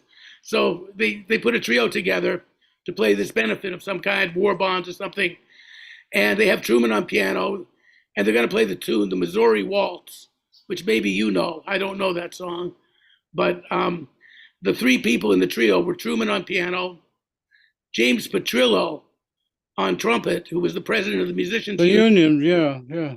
Yeah. and initiated the famous recording ban because he was Right. afraid people weren't going to listen to live music if there was too many records out. That was Yeah. they say. And the third member of the trio was Albert Einstein on violin. Okay. So they played the tune, and I guess Einstein's chops were down because he was supposed to be a pretty good player. Was probably the strongest of the three musically. But anyway, they played the tune, and the tune was really ragged. Yeah. And afterwards, Petrillo was said to have remarked to Einstein, "Hey man, can't you count?" Well, Nixon didn't. I think Nixon sat in with Duke Ellington's band, didn't he? Played Nixon piano. could actually play a little bit, Yeah. and it's sad to note that Basie and Spiro Agnew were close friends, which one doesn't like to think about that. Who, But anyway, I want to tell you the Albert Eiler story. okay. Well, let me tell you one thing. Since we're on about these people, Alan Greenspan. Remember Alan Yes, Greenspan? I have a record he's playing with these guys. He used to be like, he used to, be friends with like Stan Getz and Zoot Sims. He was in that crowd and everything. And yeah, then later on, he said, after all that, he said, I should have stuck to the saxophone. yeah, right. He should have. I think he was a friend of Lady Tristano's too. He was kind of involved. Probably, yeah, yeah. So go But tell me that without a story. yeah, so I would be practicing. I'm like learning Green Dolphin Street and playing there will never be, the standards. I was 16 years old and I'm practicing. And in the next room, Albert Eiler and Donald Eiler are playing,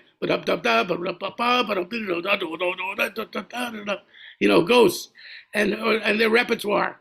So while I'm practicing my standards, I can hear in the background them rehearsing together. The two of them are playing duets.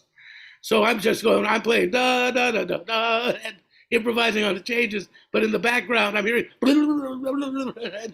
Yeah. So, I said that's why there's always a little avant-garde because one guy told me once. He said you think the beboppers think you're avant-garde, and the avant-garde thinks you're a bebopper. So that's you're Some, thoroughly not accepted by anybody. Like you too.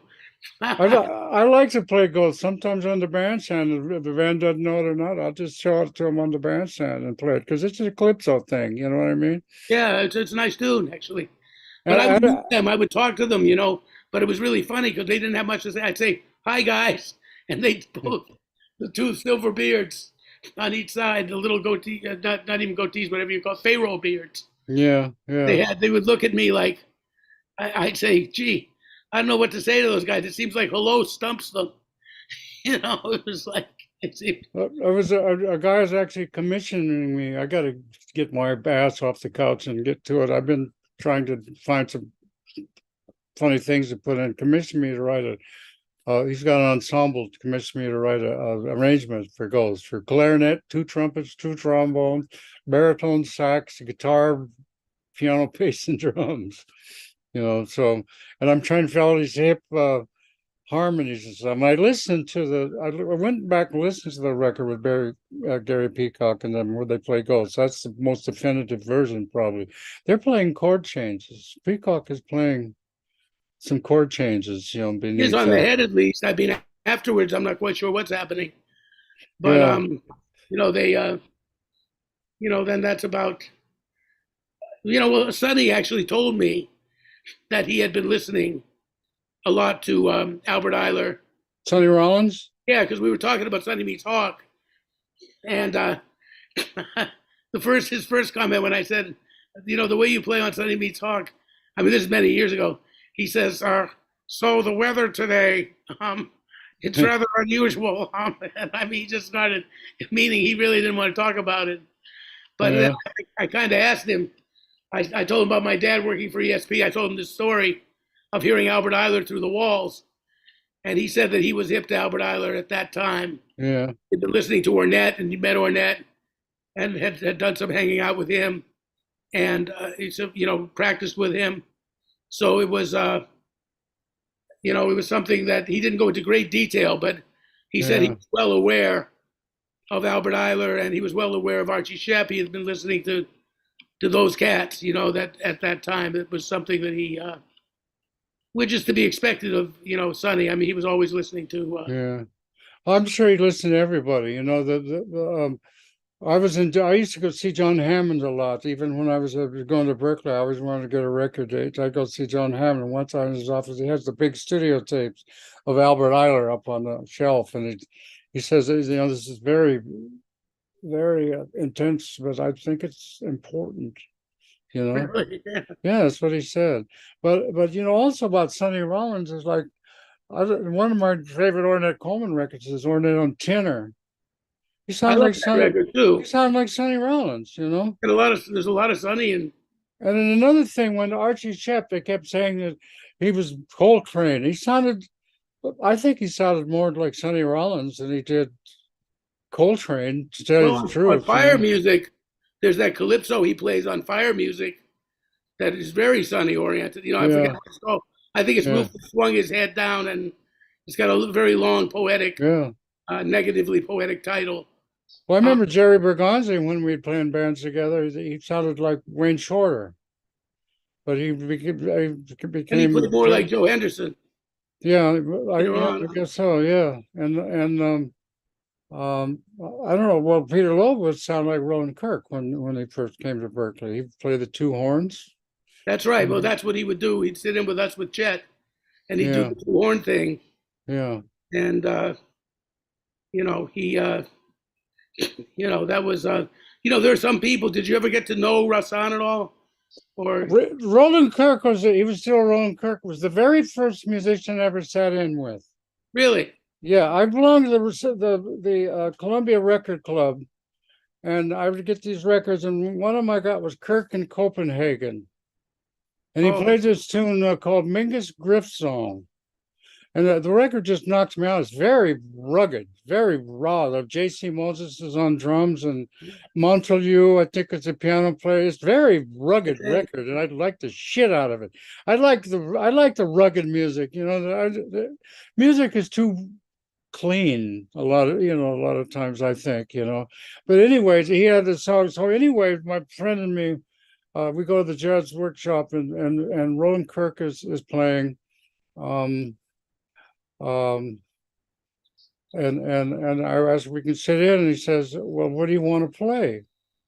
And so I know there's this tune of yours called Mingus Griff Song. I would like to play that.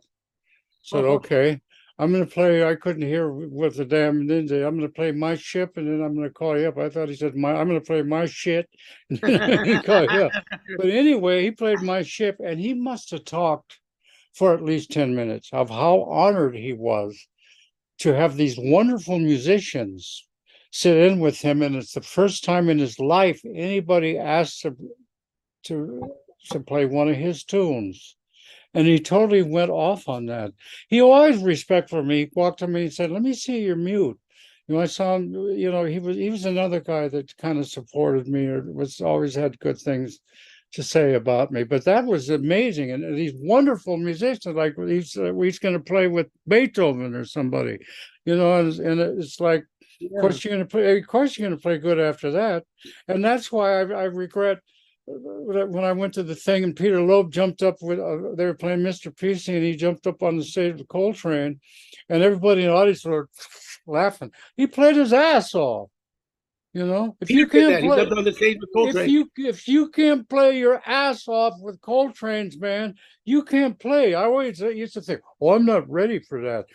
Well, those guy, anybody, they'll make you sound good. The first time I sat in with Elvin Jones, I know you hear Elvin Jones all crashing. You probably played with Elvin Jones a few times, right? Yeah, I sat in with him. You I notice how clear it, unfortunately they always played modal stuff. or it was, but I noticed how clear and it was all around me. I was in the middle of some kind of crystal music globe or something. Or out front, it's like, hey, I mean, they put a record out as a gig I sat in with them. I'm not on it. It's live at Pookie's Pug with Joe Farrell, and they say it's Wilbur. I thought it was Wilbert Ware, but No, they it's Jimmy Garrison. no, it's not Jimmy Maybe not on Garrison. the record, but Jimmy did most of those gigs. Well, at the time I went, it was Wilbur Ware was doing it, but who was the other Wilbur? Wilbur Little. Wilbur Little. I think they say it's him. Maybe he had different people, Yeah, but in 1968, that's when they had that gig. Because I used to be at the Half Note, sitting in and hanging out almost every night during the week. Because it was actually the year of the high school strike. The teachers went on strike. Oh yeah. So I had a few months of not going to school. So I did remember that. And I would sit. I was too young to go into Pookie's Pub, but Roberta Garrison, I sat down one time next to her, and they were starting to throw me out. It was a trio with Joe Farrell and Jimmy, and Elvin, and Roberta either lied to them or said I was family or some kind of thing. But every night I'd come in and I'd sit with Roberta and talk a little bit with Jimmy. But usually I would go back after their set. I'd run across the street and catch the set at the Half Note, because Pookie's and the Half Note were right across the street from each other at Spring and Hudson Streets. So every time I went to the Pookie's Pub, and I'm sure, and then Elvin had a fight with the manager of Pookie's Pub, and I remember that one night they weren't there anymore, that they said Elvin had torn the club apart. Oh really? It had some argument over the money. So it's possible that, maybe before Jimmy was on that band, because Coltrane died. It seems like he had a died piano. in 67 on July 13th, 1967. Is the day that John died. Yeah. And so 1968, this is like the springtime of 68, just about a year after that Train died. They were in there with and Jimmy was the bass player, because I know that. But it could have been, maybe he went back after Elvin probably, the life is so crazy, he might have destroyed the guy's club and smashed everything at the bar, and then been hired again the next month. I mean, I can also remember, I think there was a piano player on that gig too, but it's a guy I haven't really heard of. No, the gig I heard was all trio. Yeah, well, that was Jimmy Garrison, right? Jimmy Garrison and Joe And Yeah, Elvin, well, I have those records, but no, this was I have that record. This is no, this was we had a piano player that was I thought it was Wilbert Ware, but they listed Wilbert Little on the David Weiss got it put out. it might have been And Wilbur Little. I used to play in a trio with Wilbur Little with Duke Jordan. I was no drums. It was just Duke Jordan and Wilbur, and then they added me on a few gigs. We used to play these dating bars uptown, yeah, and they in those days every place had a bad upright piano, but yeah. but I guess as rents went up, they had to get rid of the pianos and make room for an extra table to pay the Mm. exorbitant rent that was there. Now, you've also mentioned something about articulation, which I was wondering, I don't know if your horn is near you, but I remember we were talking about, you said there's too much legato articulation going on. Yeah, I noticed myself doing that too. I went and listened to some stuff and like perfect example if you go on YouTube and Miles Davis playing Now's the Time, I think it is. Medium tempo. I mean, he tongues every notes.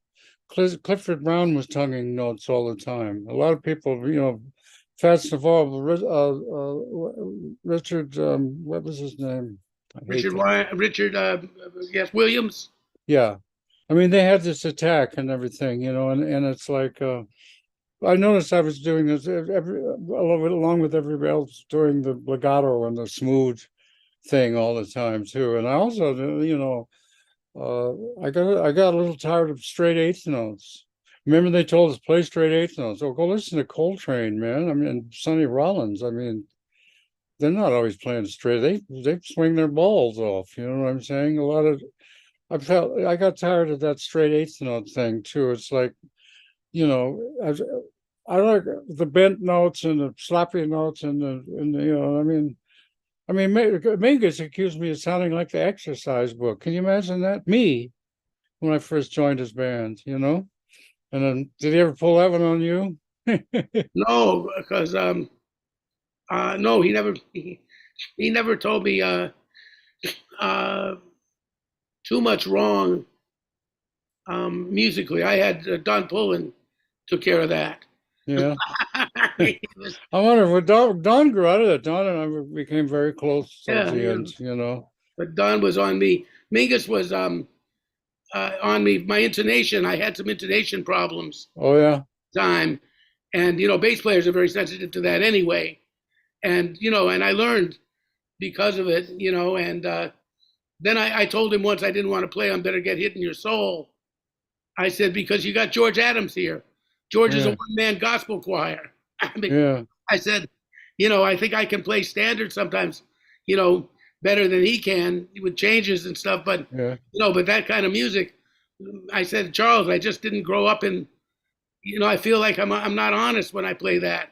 Well, I was surprised we went to a jam session after a gig one time in Champaign, Illinois, these guys' houses. That's where Jim McNeely and all the guys were from. And Where was it? we played tunes and George Adams just played. He didn't play any of that screaming. So he just played inside the tunes and stuff. I was surprised. You know what I mean? Yeah, no, he could do that. I knew George was a very rounded musician. He really was. And I guess he'd been a bassoon player too, that he was a really good classical bassoonist. His time was impeccable. We were, sometimes Mingus would cut the band out, and let you have it on your own. But then he'd come in wrong a lot of time. And George, no matter what he'd be doing, he was boom, always there when one was supposed to be, and Mingus and the rest of them weren't. I tried it one time. Danny Richmond had to go back in the dressing room for something, and he handed me the drumstick because I used to play little drums, and we were playing Duke Ellington Sound of Love, and I tried to play drums with Mingus. I could not hit one note with this guy. They had their own sense of time. I could not hit. I swear to God, I could not. Forget it. There was no time, Mingus. There was no time. But when they played together, well, that just goes to show when you play 20 years together, you know what I'm saying? No matter what that's why I always wanted to have a band and stuff. The innovations and stuff most times would come out of bands. Coltrane came out of Miles Davis, Uh, And he got to have a band. Sonny Rollins came out of Miles Davis, and you know, and And these Clifford and guys. Max, also Clifford and Max And look was an at all the guys, important turning point for Sonny. and look at all the guys that came out of Art Blakey, you know, and you know, and now they don't want a band. You know, my ex-wife was booking us and trying to book a tour in some festival in Austria or someplace. Who's in your band? So we list the people. Anthony Cox is on bass. Oh well, Anthony Cox played with another band here last year. Ah, yes, I know that one. That's when musicians, when they let that shit happen, that killed it.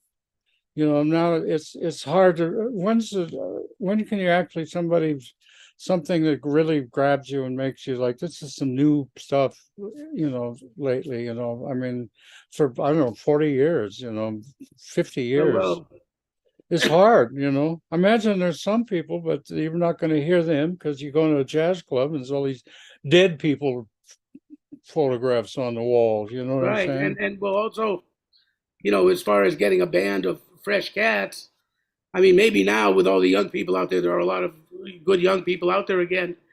And because of my condition, I don't tour anymore. I still play, by the way. Anybody Yeah, know about that? But um, you know, I uh, I think that yeah, so and so was here last year because you don't have a band that's steadily employed.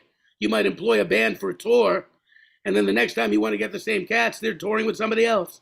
I They're, know, I know.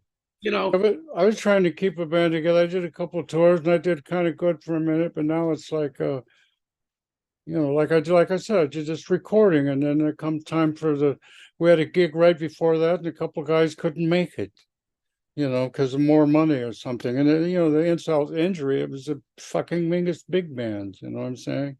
Some monster I created. I wish I never would have done it because Mingus didn't like big bands. He even called Duke Ellington as an instrumentation as a Broadway pit band. You know, Mingus would have something different or a different approach, or he would have a cello or French horn or something in it, you know, that, yeah, something to you make know, yeah, diversify it from the regular big band. What's the yeah. story you told me about ripping up the music and pasting it back Oh together? yeah, yeah. Well, it's one of these times you know, we play this tune called For Harry Carney, and we play along. You play a couple of choruses, and then Johnny Richmond playing mallets, and Mingus would drop out, and so it was just the soloist and Danny Richmond playing. And after a while, the Mingus would come back in. Well, Don Pullen, every time he did it, uh, it like he would come back with the baddest Ramsey Lewis shit you ever heard in your life, you know, funky soul music, you know, wrong place. Mingus would never get it, you know, and so at one point they had a fight on stage, and we were in Canada at the El Mocambo. And they had a fight on stage. Said, "Well, Mingus is my solo. Well, you can be fired too, you know." And all this went through it. And then they played another tune. The next night we're in Gillies where was Gillies in some place Dayton, in Ohio. okay, I and played it. we're playing in Gillies, and Don Pullen is sure enough. It comes to that part, and Don is strumming the piano and doing all this kind of stuff, and Mingus is the only, and then Don sits down all of a sudden, bam, and Mingus says, oh, and he took his own part and he ripped it up in little. I swear, a piece was no bigger than that. You know, Mingus took his confetti, own part. his own part, confetti, and just threw it up in the air. The next night, we go there, and he says, "Okay, we're going to start off again with for Harry Carney." And we're thinking, well, shit, what's he going to do? Because Mingus always had music paper in front of him. You know, I don't know why we had those tunes, but we did. You know, but but we said threw, he pulled out this thing. He had painfully put together like a 500-piece jigsaw puzzle, like every little piece of paper taped together of his part again, and he So he pulled it must have knelt down all over the bandstand trying to put those pieces, pick them up out. first, and then put them together. Yeah, yeah. That's a new level of OCD. Well, it's Yeah. funny. Another part of his show one time was like uh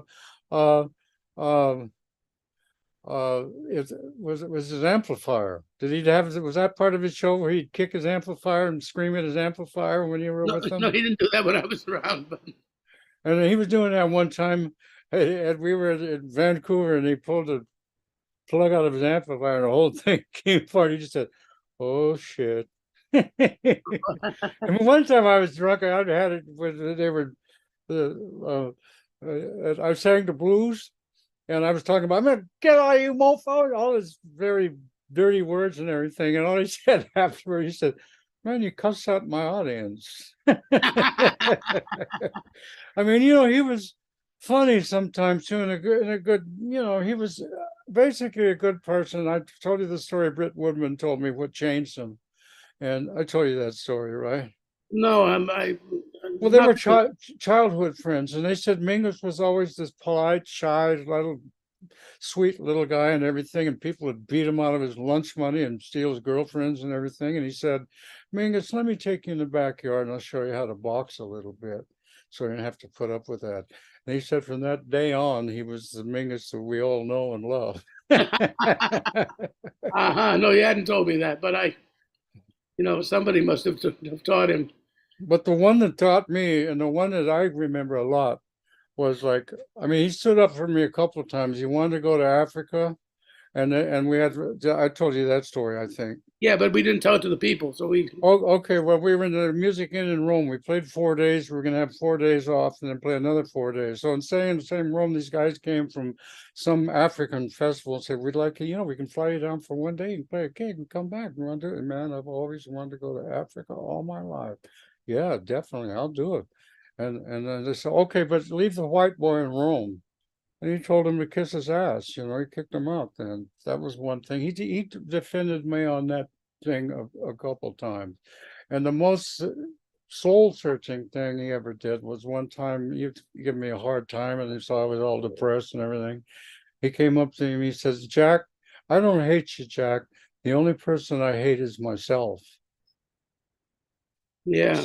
So he was very, what you see is one thing I got to say about Ming is he wasn't, I didn't see any guile. He wasn't sneaky about anything. You know what I'm saying? It wasn't No, what like you saw Art. was what you got. It wasn't like Art Blakey. I can't pay you this week because my 118th aunt died. And stuff Right, like right. that. Eddie Henderson said, "Here's your pay, first week in a big bag of dope." you know, but Mingus, I never had any guile. I mean, what you saw is what you get. I learned how to deal with it. One time he was going to fire the whole band except for me. Was another time. One time he says, "Even Jack is out of tune," because I was always the guy who was in tune if everybody else was. But then but sometimes I learned how to deal with his rotten moods and everything, and sometimes I'd get a little bonus at the end of the week. That's interesting. Yeah, Yeah, I mean, when he called me out of tune, the thing was, it was true. I had my horn getting fixed, the Selmer, and I had gotten a temporary horn that was a struggle to play in tune. And, of course, he heard it. And so some nights he'd say, "I don't want to hear you this set." And he'd make me sit. There are other times he might do that, and he just was doing it to be mean. But, generally, he was okay. I mean, years later, the last time I actually saw him was at Bradley's one night. And he got to leave, got up to go with Sue. And I was listening to Jimmy Rainey was playing that night. yeah. And I decided I'm going to tell him something. So I went out to the street and I said, "I just need to talk to you for 1 second, Charles. And I just want to say, I know we didn't end that well, but I just got to say that since I think, I've really gotten better. There's a lot of things that happened in my playing. I've grown, and you are really responsible as one of the things that really helped me grow. My Oh experience yeah. really, really did that. And so Mingus said to me, which is a funny thing, the point of this story is one can see something subjectively, and then when you hear the other side of it, you go, "Oh." He said, "Yeah, I've been hearing some good things about you. I've been hearing you don't got so much to prove no more." Yeah. And no wonder I was probably a pain in the neck, man. I mean, like I did have a lot to prove, I was Yeah. 21 years old. I was the only white guy on the band, and some part of me, at that point, I was already 25, 26, and I would have had a different attitude toward it.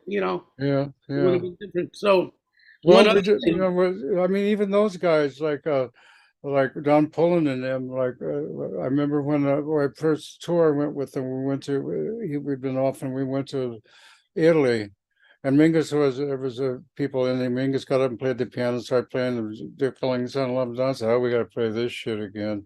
They changed their minds. They totally kept the band together.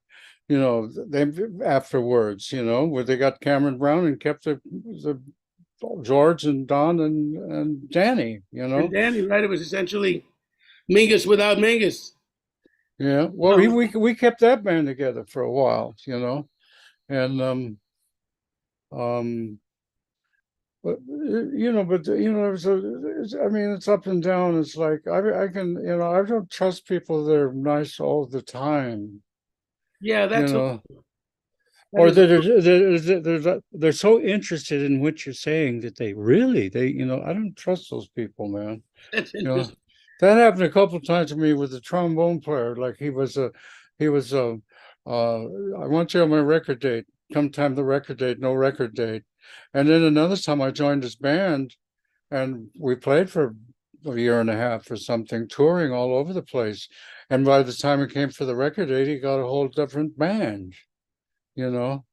And it's like, but he was one of these guys who's always so interested all the time, and you know what I mean. And but also I would see in the other bands, and if he wasn't getting over with the audience, he would start dancing during other people's solos. The same trombone player.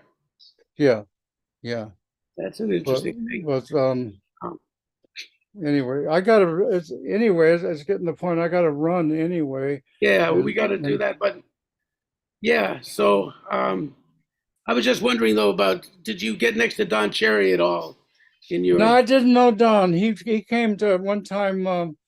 He came to Bologna when I was with Ray Charles, and he hung out with James Clare. James Clare had to be led on the bus the next night. He was blind the next day. He was so hungover, and he said he was looking for me to hang out with him and Don Cherry, but he couldn't find me. He didn't know where I was, around the road, But I would have liked that. I always liked Don Cherry. Plus I have a video where Don Cherry plays Skippy Yeah, on amongst on the piano, and anybody that can play Skippy on on anything. any instrument is a hero in my book. You know what I'm Yeah, saying? That's got to be the hardest tune ever. You know, I would say it's definitely um Donna Lee's up there. Donna Lee's up there. I mean, if you don't do it for a while, I got to go back to it again. You know what I mean? Sean So, Up is the one I have oh yeah, that's another one. Yeah, that yeah, one gives me more trouble than those. yeah. But anyway, Jack, it's been a real pleasure. Okay. And, and You want you to know, see some hard tunes? Get the Eddie Harris Abershold book. There's some hard shit in there. You oh know what I yeah, mean? I was playing out of his intervals book. You ever seen that? yeah, Where he yeah. goes, yeah, I was practicing out of that for a while. He So told me when I ran into him in Switzerland one night many years ago, and he told me that he was one of the first people to actually play the synthesizer uh, and in the studios. yeah. And he said he was making much more bread and was much more active living in LA, playing synthesizer in the studios. And he was happy to be in Europe finally playing some jazz. He said he hadn't done that for a while. And Well, when I went to Berkeley in the mid '60s and everything, there was four saxophone players. There was Coltrane, there was Sonny Rollins, Roland Kirk, and Eddie Harris. I heard Eddie Harris with a trio once at the jazz workshop, just bass and drums.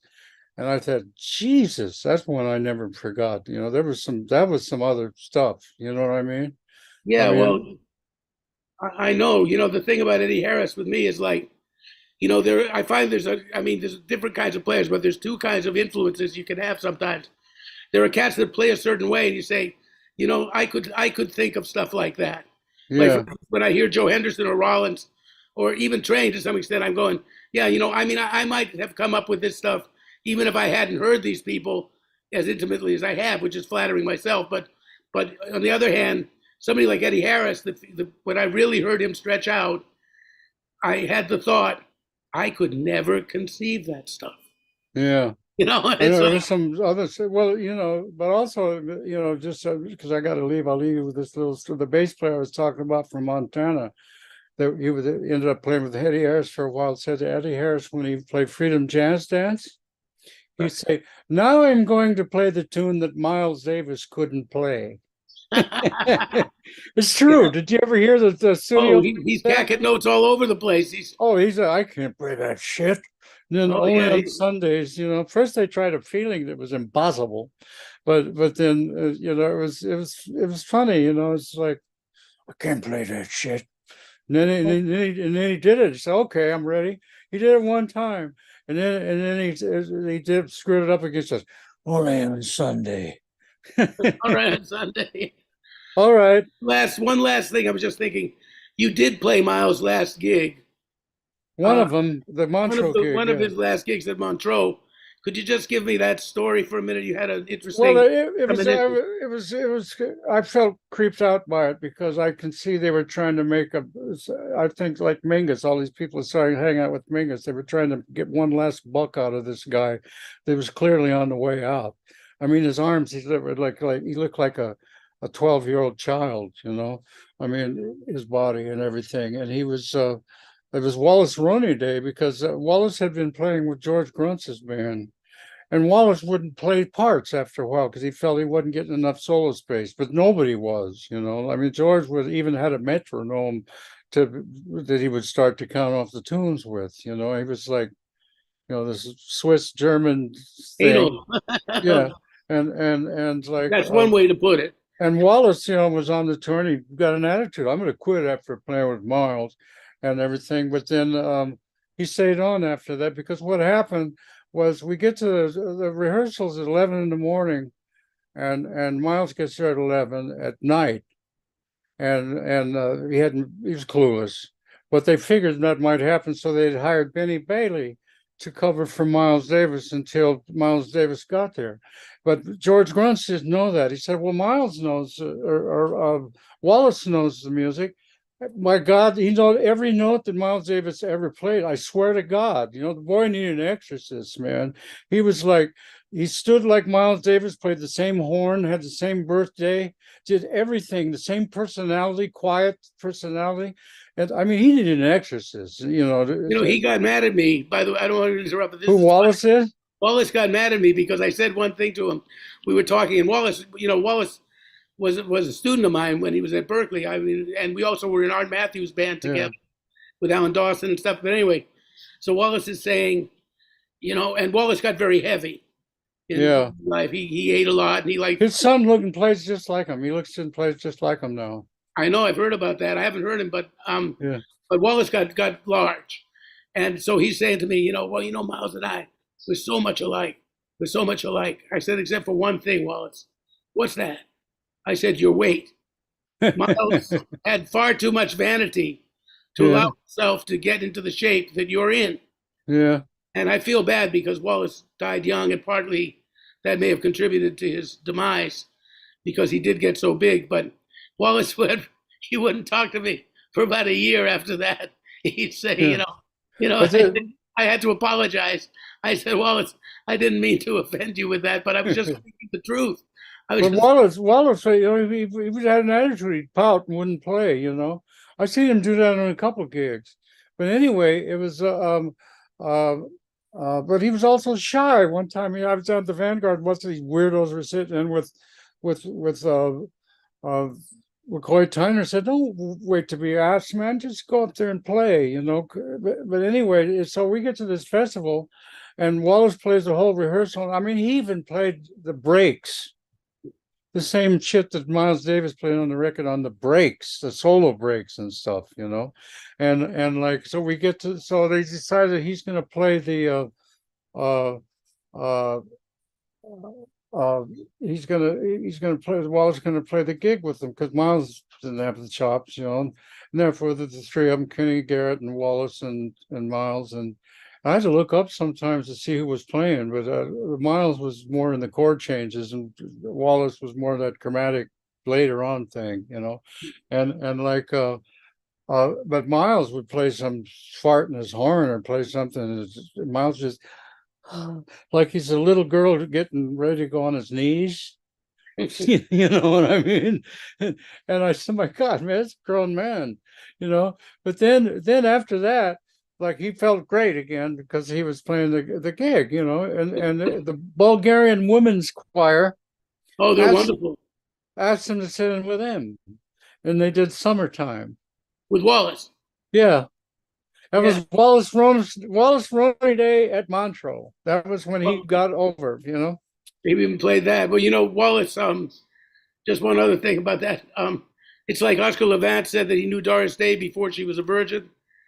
And I knew Wallace when he didn't play like Miles. Well, I've had a record. I have a record of him. I think this guitar player played with Dizzy. That Wallace was on his record. He didn't sound anything like that. Yeah, it was So Al,